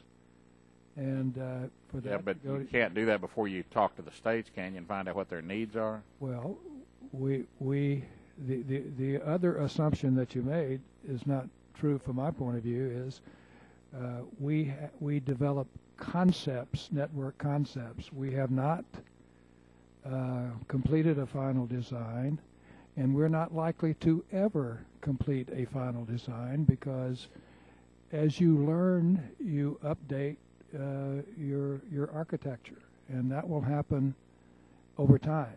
Let me move on real quick in my last few seconds here.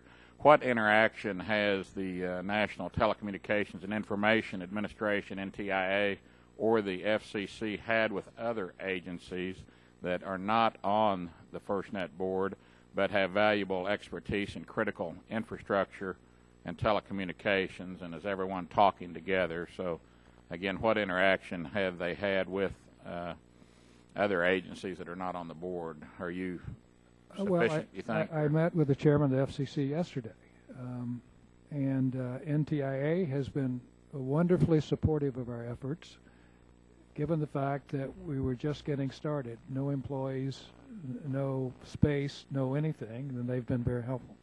Okay, and thank you, and thank all our panelists for being here today, and I yield back. Chair now recognizes the gentlelady from North Carolina, Mrs. Elmers, for 5 minutes for questions. Thank you, Mr. Chairman. Mr. Ginn, I do want to kind of follow up on my colleague from Missouri on the question of, partnering with other networks. Is this network going to be only used or exclusively used by emergency personnel for emergency purposes, or will you be replacing non-emergency uses currently offered by commercial providers to emergency and non-emergency personnel? We will be providing, and I think the legislation supports, communications for first responders for public safety, both mission critical and non-mission critical. So it will be exclusively emergency usage? Public safety. Public safety, emergency. Okay, great, thank you. And again, thank you for all the panelists that are here. Mr. Ganley, your business model seems to be predicted on finding sufficient private equity interest to build out a network based on your technology. Have you secured this financial backing for such a project? And if not, why do you think that is? First of all, actually the bulk in many cases, all of the funding would be debt, not equity. The reason that debt, that it can be structured as debt rather than equity, and debt in short is cheaper money, is because of the value of the spectrum. Now, sort of coming back to one of the questions you asked earlier, the legislation as created does allow for partnering, commercial partnering, and for commercial use of the spectrum when public safety isn't using it. And as it happens, when you build these networks, and they're large networks, public safety will not use or need all of the capacity on all of the cell towers all of the time. In fact, that will rarely, if ever, happen, where they will need all of the capacity on all of the cell towers for a big period of time. So dynamically, you can create an arbitrage process where carriers and utilities and perhaps new businesses that we can't even think of right now, but new entrants will come in and say, we will pay, we will bid dynamically in real time for access to that bandwidth, and we will do it on a free market, competitive basis and compete with each other, and we will name the price that we will pay at any given moment to dynamically access that bandwidth. That creates a revenue flow. So they could be carriers, they could be, as I say, new entrants. That creates a source of revenue in this, from this very valuable spectrum that can be used to pay for the accomplishment of the mission at the local, state, and nationwide basis. So I expect that with this model, debt financed in most cases for rollouts in different parts of the country, that it will provide not just the ability to pay for the build-out of the network in full and to pay for operations and maintenance and refreshing of handsets and equipment, but in addition it will provide a surplus from several of the parts of the country that can go into a FirstNet pool. This is not my place to determine, but I'm just speculating here, that could go into a FirstNet pool that can pay for all of the additional applications, services, and many of the demands that public safety are going to look to FirstNet to be able to achieve.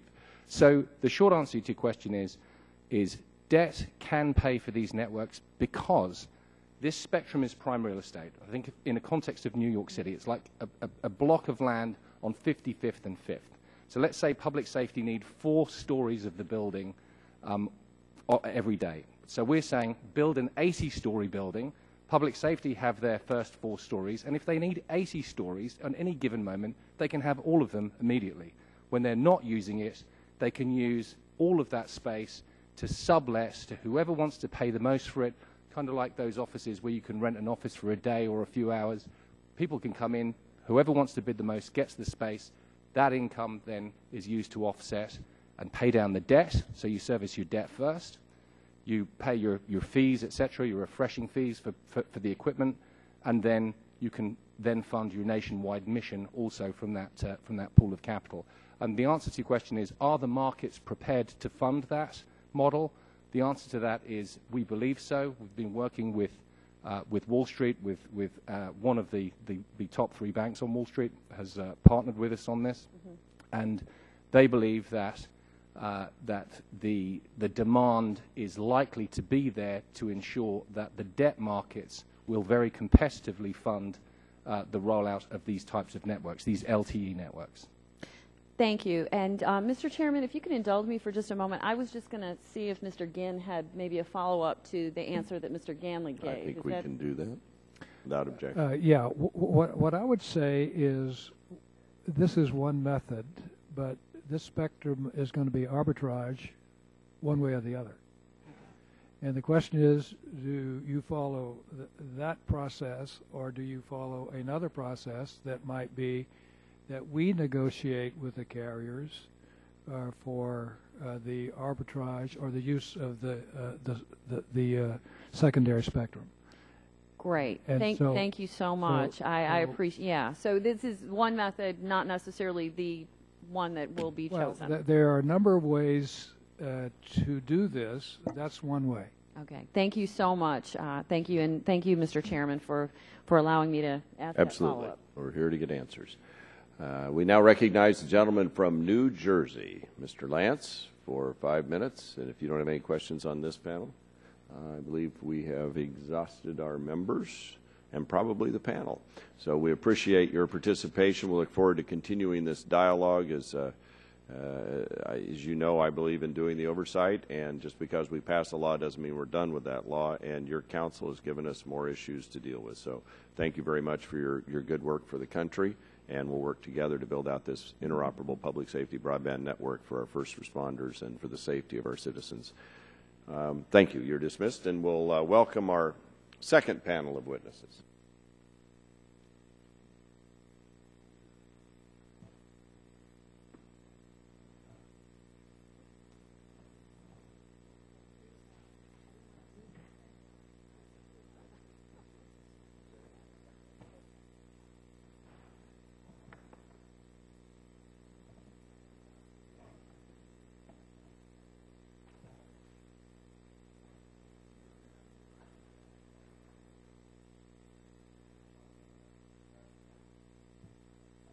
And as our panelists make their way to the witness table, I'm going to turn over the chairmanship to the gentleman from New Jersey, Mr. Lance, who obviously represents a state that was very adversely affected by Hurricane Sandy, and I thought it appropriate for him to chair this segment of our hearing so we can all learn more about emergency response.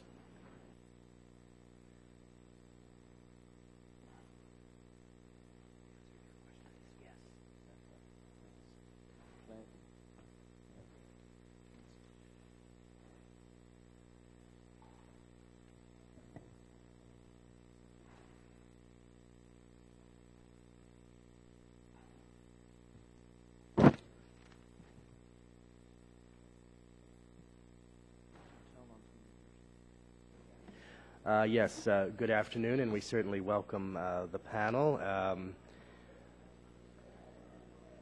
We have four witnesses, and we will ask our first witness, Mr. Turetsky, the Chief of the Public Safety and Homeland Security Bureau of the Federal Communications Commission, for an opening statement. And we welcome you, Mr. Turetsky, and you have 5 minutes for an opening statement. Thank you. Thank you, Congressman. And I should say from the outset that I grew up in New Jersey and went to high school there. So, where did you grow up in New Jersey? I grew up in Paramus, New Jersey. Bergen County. Lots of good shopping in Paramus. There is. Thank you very much. Except on Sundays. Blue laws still exist in Bergen County, yes. Thank you for the opportunity to appear before you.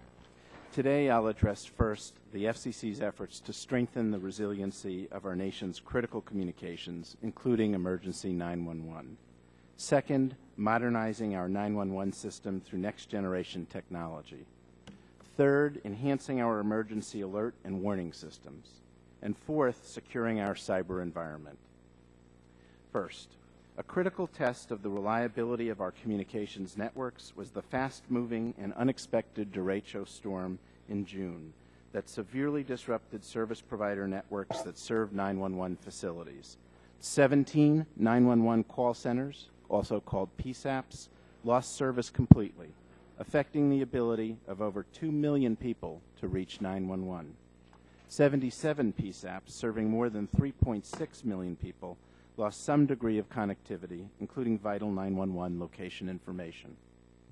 The FCC's Public Safety and Homeland Security Bureau conducted an extensive inquiry into the causes and released a report finding that 911 communications were disrupted largely due to planning and system failures that could have been avoided if providers had followed industry best practices and guidance. Next week, the Commission will consider launching a proceeding seeking public input on recommendations from the report, including ensuring that service providers conduct periodic audits of 911 circuits and maintain adequate backup power at central offices. Yet another challenge to our communications networks came in October, of course, with Superstorm Sandy. For example, about 25% of mobile antenna sites in the affected region went out of service, with higher service losses in New Jersey and parts of New York. The 911 networks, however, fared much better than in the derecho. In Sandy's wake, the Commission began field hearings exploring communications resiliency and related topics. The first was held in early February in New York City and in Hoboken, New Jersey, and the second was held 2 weeks ago in California. The FCC will use the information gathered to consider options to ensure greater network robustness. Second, we are moving forward with next generation, or NG911 technology as it's called, which will improve the reliability and performance of 911 in future disasters. Specifically, NG911 will facilitate interoperability and improve connections and information for and between 911 call centers. It will not only support traditional 911 calls, but also the transmission of text, photos, videos, and data so that emergency responders can respond more effectively. As we consider the path to NG911, the Commission has been working with stakeholders to achieve the near-term step of enabling text messaging to 911, which might sometimes be the only way for a person to get help. The Commission initiated a rulemaking in December that builds on a voluntary agreement by AT&T, Verizon, Sprint Nextel, and T-Mobile, along with APCO and NENA, under which each carrier would provide text to 911 service by May of next year to requesting PSAPs. Also last month, pursuant to the NG911 Advancement Act, the Commission submitted to Congress a report with recommendations on how to address legal and regulatory barriers to the transition.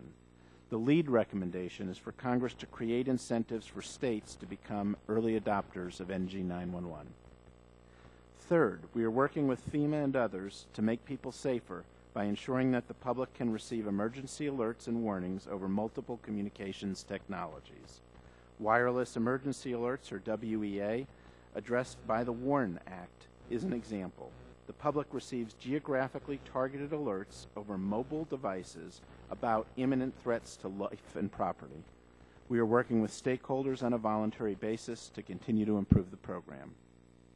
The Emergency Alert System, or EAS, also continues to be a critical part of our nation's primary alerting system, and along with our federal partners, we are working to modernize and diversify it. Finally, we are committed to promoting the cybersecurity of our critical communications infrastructure. We work with stakeholders in a public-private partnership to develop voluntary measures and best practices. We've also developed tools to promote mobile cybersecurity, like our smartphone security checker, which helps consumers protect their mobile devices, and our Small Biz Cyber Planner for small businesses. I thank you for the opportunity to testify, and I'm pleased to answer any questions. Thank you very much, and I'm very impressed you came within 2 seconds of your time. You had 2 seconds to go, so that's a very good job, and I'm very impressed. Our next witness is Diane Kanowski, President and General Manager of WOOD, WOTV, WXSP, Lynn Media, and we welcome you to Washington. Good morning, Congressman Lance and Congressman Welch. Thank you for the opportunity to speak with you today about the valuable, often life-saving services that local radio and television broadcasters provide during disasters and other weather emergencies. At our core, broadcasters are first informers and for decades have been the most important source of vital emergency information for all Americans. When a tornado rips through Missouri or an earthquake shakes California, listeners and viewers turn to their local broadcasters for news and information. When the power goes out, when phone service and the internet may go down, broadcasters are there and on the air. I've seen it personally in Michigan. In February 2011, a major blizzard dropped 25 inches of snow in a 24-hour period. We knew it was coming, so we went into action. 3 days prior to the storm, we began alerting the public on what areas would be hit and what essentials would be needed in the home. We sent teams into the field, keeping abreast of what was happening. We stayed on the air for 3 to 4 days until the roads were cleared and we knew there was no loss of life. I still remember the many letters we received from viewers thanking us. And stations around the country do the same thing. For example, during Hurricane Sandy, WABC-TV in New York prepared in advance for the storm. They shored up their infrastructure, inspecting and securing rooftop and tower antennas and testing backup transmission paths. On the radio side, the engineering team at Clear Channel's radio stations moved backup generators and reserve transmitters into the area. They implemented long-standing fuel contracts and gathered satellite phones and mobile housing for staff. As the storm knocked out other means of communications in many parts of the tri-state area for nearly a week, broadcasters were ready for the storm's fallout. For decades, radio and television broadcasters have been the backbone of the nation's emergency alert system, known as EAS. EAS is a national public warning network that connects public safety authorities to the public through over-the-air radio and television stations and cable systems with a simple push of a button. In addition to alerting the public of local weather emergencies such as tornadoes and flash floods, EAS is designed to allow the President to speak to the United States within 10 minutes. The EAS system works through a chain reaction of alerting that begins at the broadcast radio level. For example, WTOP here in D.C. is a primary station that other broadcast stations and cable systems monitor for local alerts. All EAS participants are required to maintain FCC-certified EAS equipment that continuously monitors the signals of at least 2 nearby sources for EAS messages. Broadcasters work in partnership with state, county, and local emergency managers and public safety officials on how best to deploy EAS in each state. Although EAS can be triggered by the President and state or local authorities under certain conditions, the majority of the alerts are originated by local emergency managers and the National Weather Service. The EAS is also used for Amber Alerts. This was created by broadcasters and local law enforcement in Texas in 1996. To date, over 600 abducted children have been successfully recovered. And at my station, we routinely put these alerts out with much success, and it's one of the most gratifying parts of my job as a broadcaster. Clearly, EAS participation is an important component of our public service, and broadcasters are proud of our pivotal role. Although participation in EAS on the local level is technically voluntary, virtually every radio and television station in the country participates, and we do so enthusiastically. All EAS equipment is purchased by broadcasters at their own expense, and all stations must test their EAS systems on a weekly and monthly basis. At my station, we also conduct surprise emergency rehearsals 4 times a year because rehearsals help identify problems and issues. In November 2011, FEMA and the FCC conducted the first ever nationwide EAS test. The purpose of the test was diagnostic and included participation from every radio and television station in the United States. The test was successful and served its purpose of finding where any technical problems may exist. The issues that were discovered, they're being addressed, which is precisely why we fully support testing the EAS on a regular basis. I am grateful for this opportunity to share my views on broadcast emergency communication. I look forward to working with you toward our shared goal of keeping the American people safe through timely alerts and warnings. Thank you. Thank you very much, and thank you for your public service regarding emergencies that occur across the country. My pleasure. Thank you.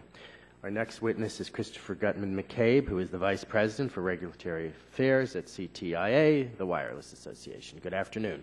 Good afternoon, and thank you, Congressman and members of the subcommittee. On behalf of CTIA, the Wireless Association, thank you for the opportunity to speak with you today on the subject of emergency communications. The wireless industry recognizes its role as a link between citizens and public safety officials and works hard to ensure that this link is as vibrant and reliable as possible. Today, my testimony will focus on 2 areas. First, I want to provide the subcommittee with an update on the Wireless Emergency Alert Program. This program is a true public-private success story. Second, I want to urge you to work with the wireless industry and other interested parties to create a uniform national baseline for liability protection for text to 911 and NG 911 services. The Wireless Emergency Alert Program is an outgrowth of this committee's efforts to enact the WARN Act. CTI supported this legislation, which we believe struck a balance by augmenting the existing emergency alerting system without imposing new prescriptive mandates on the wireless industry. This approach was consistent with and built upon previous public-private partnerships that led to the successful creation of Wireless Priority Service and the Wireless Amber Alert Program. In the period since enactment of the WARN Act, we have moved from an advisory committee to an FCC rulemaking, standards development, coordination with FEMA, and now deployment. I am pleased to say that the results of the Wireless Emergency Alert Program justify the effort. Just last month, the National Weather Service alone sent 100 tornado alerts, 80 blizzard alerts, 40 flash flood warnings, and 5 ice storm alerts. And as a father, in a story that warms my own heart, last month also saw the first successful recovery of an abducted child as a result of a wireless Amber Alert. As Minnesota's Public Safety Commissioner observed, wireless emergency alerts are another important way to ensure that the public receives vital information right away wherever they are. The Wireless Alert Program is working as this committee envisioned it would. Its utility will only grow as additional alert-capable handsets are deployed and the carriers and FEMA work towards a more granular alerting capability. With this in mind, CTI urges Congress to resist calls to impose new technology or participation mandates that could threaten the public-private collaboration that has produced a 21st century complement to the television and radio alerts that we all grew up with. Those broadcast and radio alerts remain valuable, but are inadequate by themselves for today's highly mobile citizenry. Wireless alerts fill the gaps by notifying those not within the reach of radio or television. The second issue we commend to the attention of the committee is the need for clear, comprehensive, standardized, nationwide limitation of liability protection for all entities participating in any aspect of emergency communications, including text to 911 and NG 911 services. The existing protections flow from the state-based laws that were originally adopted for wireline providers in the 1970s, 80s, and 90s. Those protections were extended to wireless and VoIP providers under federal law, but they vary by state. Merely extending the patchwork of state legislation to 911 service providers is insufficient because states vary significantly in terms of the duties of care and the potential liabilities imposed on 911 activities. CTI and others believe it is time for a comprehensive effort to establish a nationwide, overarching, platform-agnostic federal liability standard for next-generation 911. A failure to do so could hamper the transition to these services. There is a general expectation that robust, reliable E911 and ultimately NG911 services should be available to every consumer, irrespective of what jurisdiction he or she may be in at their time of need. Providers should be covered by a similar, ubiquitous, reliable, consistent standard for liability protection. The recent commitment by the four national carriers, along with APCO and NENA, to develop and deploy text-to-911 capabilities highlights the need for federal engagement. This voluntary framework will provide near-term emergency communications options for wireless subscribers who rely on SMS for everyday communications, including individuals who are deaf, hard of hearing, or speech impaired. In its recent report to Congress, the FCC specifically called for extending liability protection to any entity that is providing NG911 services on a voluntary basis. The industry is working hard to bring this capability to consumers. Congress can support this effort by ensuring that carriers and others involved in the provision of these services are covered by appropriate liability protections. CTI and its members look forward to working with the committee on these issues and other matters intended to promote secure, reliable emergency communications services. Thank you for the opportunity to testify today, and I look forward to your questions. Thank you very much for your testimony, very timely testimony. Our next witness is Trey Forgety, the Director, Government Affairs, the National Emergency Number Association. Good afternoon. Good afternoon, Representative Lance, and also Representative Welch and Mr. Vice Chairman Lotta. I'll submit my written testimony for the record, but I'd like to summarize just a little bit and provide a few comments on some of the items brought up by the other witnesses. NENA is the only professional organization devoted exclusively to 911. It is our wheelhouse. It is our everything. And about 10 years ago, we recognized the acute need to start planning for a future that wasn't based on technologies that were reaching 100 years of age. The telephone has been with us for a very long time now. And for the past 45 years, it has been the basis of our public communication system for reporting emergencies, 911. But the way the public communicates is changing very rapidly. Already we've seen consumers shed their wirelines in droves. Businesses are now following suit. Voice over IP adoption rates are off the charts. Consumers are using mobile technologies in ways never before thought possible. Voice, text, mobile, voice over IP, all of these technologies are coming onto the market and they're being adopted quickly by consumers. Now, the first panel this morning talked quite a bit about FirstNet, and FirstNet I think is a very important technology, but neither FirstNet nor 911 can be looked at by themselves. Ultimately, what citizens need is an end-to-end system that allows them to report their emergencies to public safety officials and receive a response that works. And that can happen in our interconnected world only if citizens have the ability to push the data that they have, images, videos, medical data, location information. Only if they can push that data directly to the public safety answering points, and the public safety answering points can push it directly to the responders. That's going to take a great deal of coordination, and it's going to take a great deal of detailed work to make sure that we have standards that work across platforms, across technologies, and so forth. I think we've laid a very firm foundation for that. We've seen just recently the FCC's CSRIC, Communications Security, Reliability, and Interoperability Council, is working on and will soon finalize a report on new location technologies that will make it easier than ever to locate people who call 911, to locate responders who use FirstNet to communicate. We've got to remember, in a mobile and interconnected world, those are one and the same technologies, and both the public and first responders should have access to advanced location technologies. But getting there is not going to be easy, ultimately. 911 has been a success in part because it has been so reliable. It has been a great experiment of states and localities basically working from the ground up. Now, there are things that Congress can do, and I think Representative Eshoo put it well earlier, as did Chairman Walden. There are policy changes that can be made that will help to move the ball forward. And I think the important thing to remember about that is there are easy policy changes that require little or no new money to get good outcomes at the state and local level. One simple thing that Congress can do is to level the playing field. Right now, we have about half a dozen different federal agencies that supply grant funding for public safety, everything from police, fire, EMS, and so forth. But in nearly all of those instances, 911 is not included in the definition of public safety. Now, it's true, of course, that 911 in many places is part of one of these other services, but typically those other services want to focus on their core issues. If it's law enforcement, it's guns and badges on the street. If it's fire, it's engines and firefighters. We need to level that playing field so that 911 is mentioned specifically in public safety grant programs so that they can compete for those federal funds on an equal basis with the other public safety professionals. And I'll close with this. The last piece is cybersecurity and network resilience. And those are two fundamentally important issues for 911. And next generation 911 will have tremendous benefits in this regard in terms of improving reliability, resiliency, redundancy, path diversity.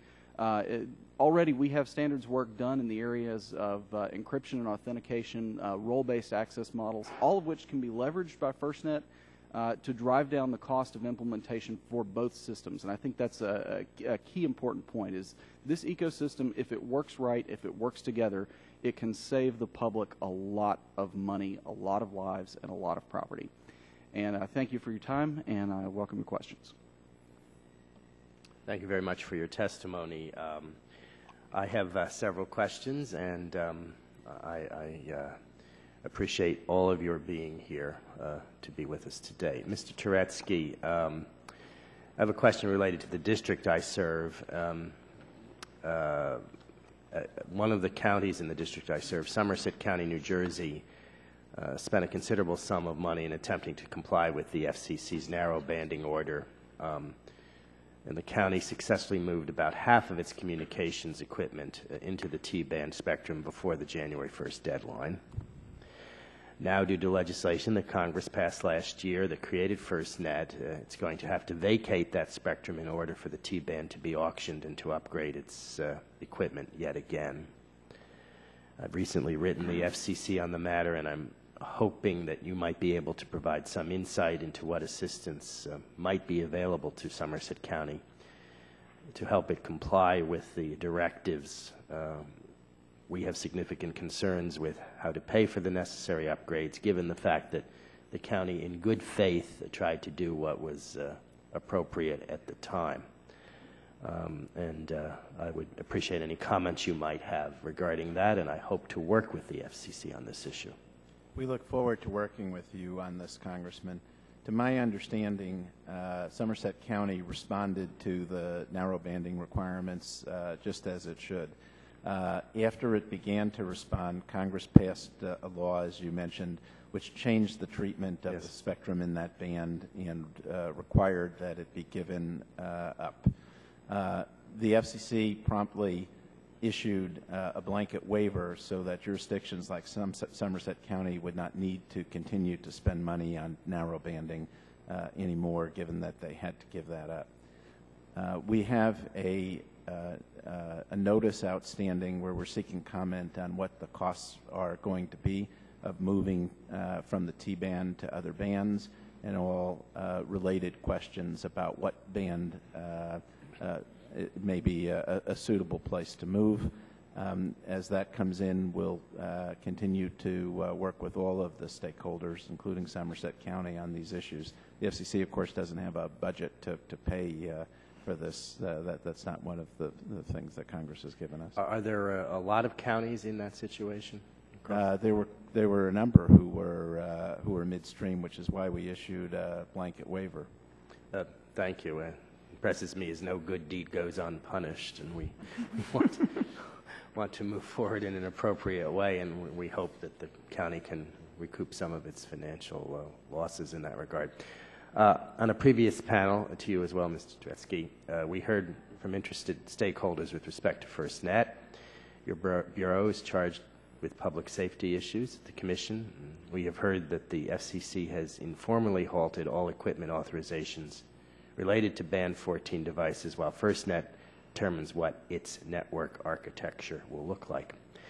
Given that FirstNet has no authority to determine the emissions criteria for FCC equipment authorization, when, in your judgment, will authorizations resume?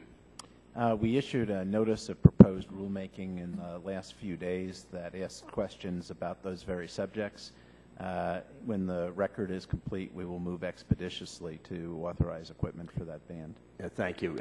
Is it possible for you to give us a time frame as to when that might be? It just went out for public comment. I don't know if it's actually been published in the Federal Register, but it's public now. It was issued by the FCC. So when the comment period closes, we'll move as expeditiously as we can to provide the guidance. Is the comment period, is that 45 days or 90 days? Or? I have to check. It's somewhere in the 45-day range. I'll get back to you on exactly what it is. Thank you for your answering the question. Mr. Governor McCabe, your industry has agreed to implement text to 911 capabilities despite the short messaging services, perhaps inadequacy to the task.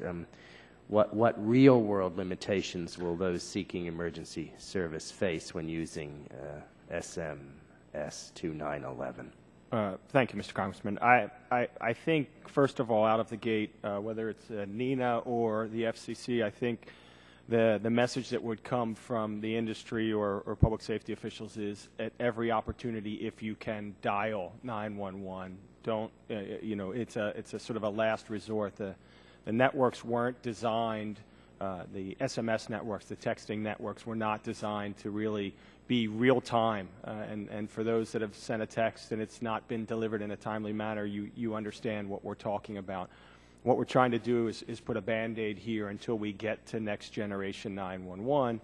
And our four largest carriers realized, working with NENA and APCO and Mr. Turetsky and the Commission, that we could do something that could be beneficial in the short term. But there are a number of hiccups. It involves the delay. It's a store and forward technology. It's designed, in essence, to move into the network and then get delivered. It doesn't have the same location-based service capabilities that a call, the wireless 911 calls were engineered for. So it really is a stopgap. It's designed to help some of the communities that rely on SMS, the hard of hearing or those with difficulties. And it's something we committed to. As I said, we hope that Congress will help us and step up with some form of liability protection, because this is a service that we've committed to voluntarily, but this is not the perfect. And we obviously didn't want to let the perfect be the enemy of the good. But as we move to next generation 911, it would be helpful to have Congress help implement some form of liability protection. Thank you very much for your answer. The chair recognizes Mr. Welch for 5 minutes. Thank you very much. Vermont has been a leader on the enhanced 911, and it's been helpful. Just a couple of stories. One person sent in a one-word text, suicide, and they were able to figure out what the address was, and this person was actually in the process of following through, and we're all glad to say was saved. But then another one, and this would be a lot more common, I think. A woman was getting beaten up by a drunk husband, and getting on the phone is not an option at that point. And she was able to text, and the police responded and took care of the situation. So I really applaud you all for that effort. Mr. Turetsky, you want to add anything that you weren't able to say in response to questions from Mr. Lance? No, Congressman, I think you've highlighted the importance of text to 911. There are at least 3 circumstances where it's vital, and I agree with Mr. McCabe that, in general, the right course would be to make a voice call. The 3 circumstances where text to 911 is essential are, 1, for the hearing impaired and speech impaired, and number 2, where, as a matter of safety, making a call isn't possible, and you've given an illustration of that. And number 3, sometimes in situations of network congestion, a text is more likely to go through and actually more reliable than a phone call would be. The other aspect of this is it also provides an opportunity for the call takers or text takers, as it is, to open up multiple texts at one time and prioritize so that they can go to the fourth one in the queue when they see that's the life-saving emergency. Right. So we think it's very, very important, and Vermont has been a real leader in testing this. Well, good. Well, thank you all for your work on this, and I yield back, Mr. Chairman. Thank you very much. We now recognize the Vice Chair of the subcommittee, Mr. Latta, Ohio. Thank you very much, and thank you very much for our panel for being here. Mr. Governor McCabe, if I could ask, we're talking about the fees associated with E911, and I'm particularly interested in what's happening with these fees, and are they going to where they're supposed to be going at all times? Thank you, Congressman. I guess the short answer, and then I'll continue after that, is unfortunately no. They are not always going where we hope they would.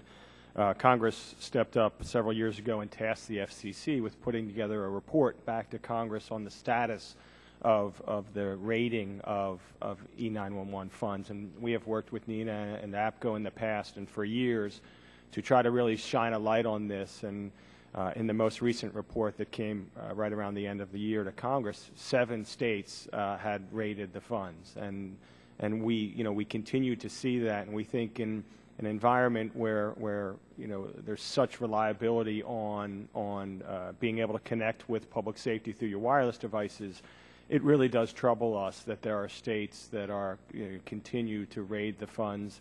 I'm sure there are legitimate reasons. Some of them are as simple as budget shortfalls, but I don't think any of them rise to the level of being acceptable when you balance it versus the needs of the public safety, the PSAP community. Let me just follow up. Is there any idea how much that is in those states that's been diverted? Yeah, Trey. Yeah. If I could answer, Congressman, I can give you one example in particular to just give you an idea of the scope and scale of the problem.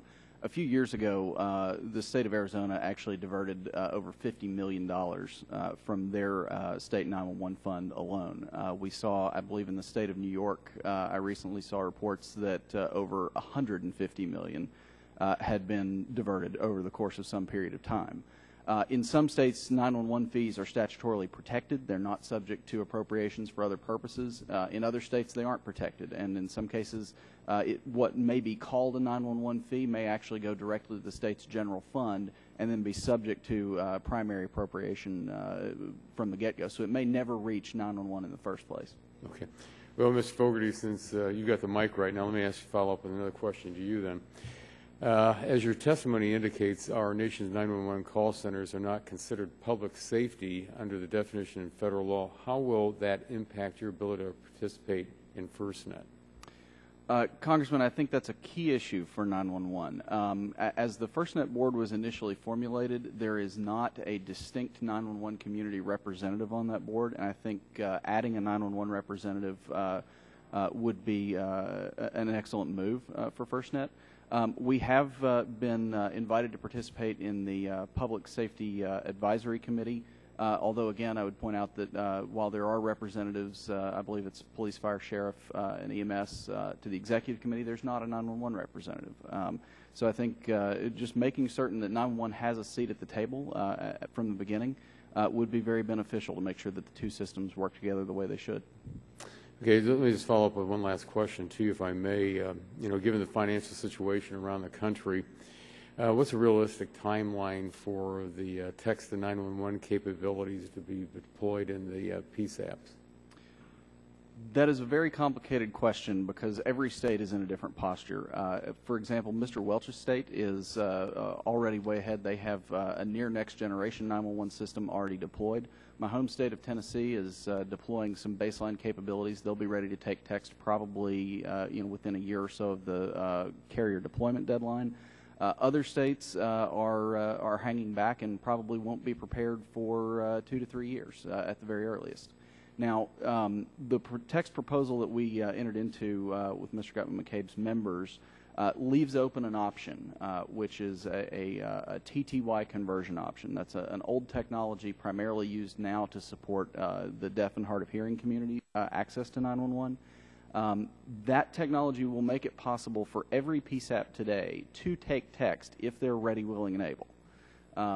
Under Justice Department regulations promulgated pursuant to the Americans with Disabilities Act, every PSAP must have TTY capability at every position. So they can do it today if they have the training, if they have the experience, circuit capacity, and so forth. There are all those sorts of issues, but it's going to be a few years before we have it nationwide.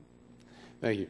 And just briefly, Ms. Kanowski, if I may, you'd mentioned in your testimony about a need out there for credentialing for folks who are out there in the field.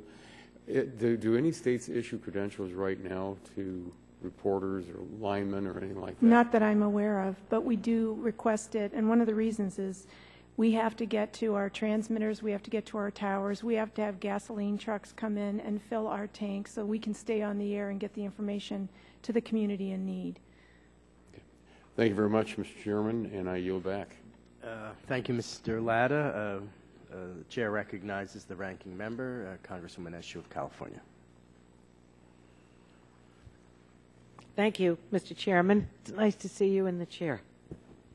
It is. Thank you. Thank you to the witnesses. And it really is a huge thanks because we've been working on the whole issue of E911 for a long, long time now. I was a young woman when I started out in this venture, and I just thought that the entire Congress would come along because I just made the most plausible case about what we needed to do. And most frankly, it took some time for the issue to mature. And I've said many times, it matured during one of the great crises in our country when we were attacked. And that's when, minds started opening up about what we could do, what we should do, and how to structure it and that. So I want to thank all of you for the roles that you've played in it. They've been significant and they're very important.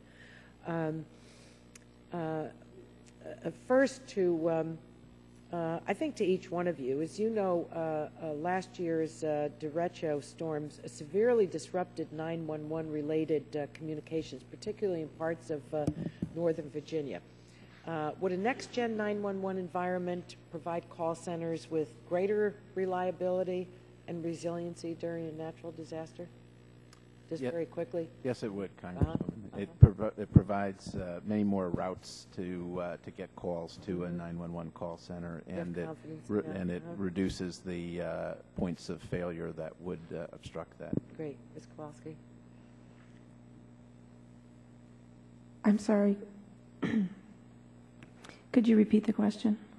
Sure. I was asking if a next-gen 911 environment would provide call centers with greater reliability and resiliency during a natural disaster, and used Northern Virginia as an example of what happened. Yes, and we are in support of that, and anything that can help the community and communicate with the community and the community communicate back, we are in support of. Yes, Congresswoman, that is certainly an expectation. Great. Mr. Fogarty? The answer to your question is yes, it can, and at a much lower cost than can be done today. I like that. That sounds very good. It's my understanding, while I have you, Mr. Fogarty, that NENA has worked closely with the 4 largest wireless carriers to reach a voluntary agreement to make text to 911 service available. And I really applaud this. It's very exciting. It's important. Very important effort. Do you intend to pursue a similar process or an agreement with rural and regional and smaller carriers so that these services can be made available to all consumers? So thank you for the question, Congresswoman, and thank you for your leadership as a chair of the Next Gen 911 Caucus. That's been very effective and helpful.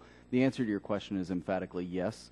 NENA has already engaged with representatives from small and rural carriers, and we'll be continuing to do that with an eye toward crafting some form of agreement that aligns well with the FCC's notice of proposed rulemaking, but also with the unique needs of that carrier community. That's terrific. That's terrific. Thank you very, very much for your leadership and what you're doing across the board, but also on this last issue. Now, last month, the FCC issued a detailed roadmap to Congress on how best to advance and deploy next generation 911 across our country. One recommendation is to ensure appropriate liability protection for entities supporting or providing these services. From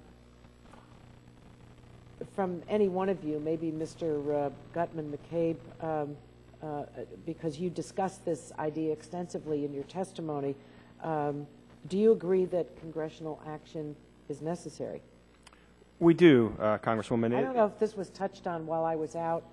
And I managed to take an opportunity to slide it in there in an earlier answer, but I won't miss an opportunity to bring it up again. You know, the original protections came about literally in the 70s, 80s, and 90s, and they were based, obviously, at that time on the telephone system. And so when you look at the state statutes, and the Net 911 Act extended at the federal level those protections that existed in the states to wireless and VoIP. The problem is a significant number of states either don't have protection or have protection that specifically is identified for telephone or voice-provided services. I mean, there are a lot of qualifiers, a lot of adjectives or descriptive adjectives in the existing state-based legislation that causes concern. And so whether it's the current voluntary text to 911 effort or the future next generation 911, there really is a significant desire for Congress to step up here and provide the same type of liability protection that they've done in the past. Mm-hmm. Thank you to each one of you for what you're doing and for being instructive to us today. Thank you, Mr. Chairman. Yield back. Thank you very much, Congresswoman, and our thanks to the entire panel for your expertise, very, very cogent answers, and the hearing now stands adjourned. Thank you. Thank you.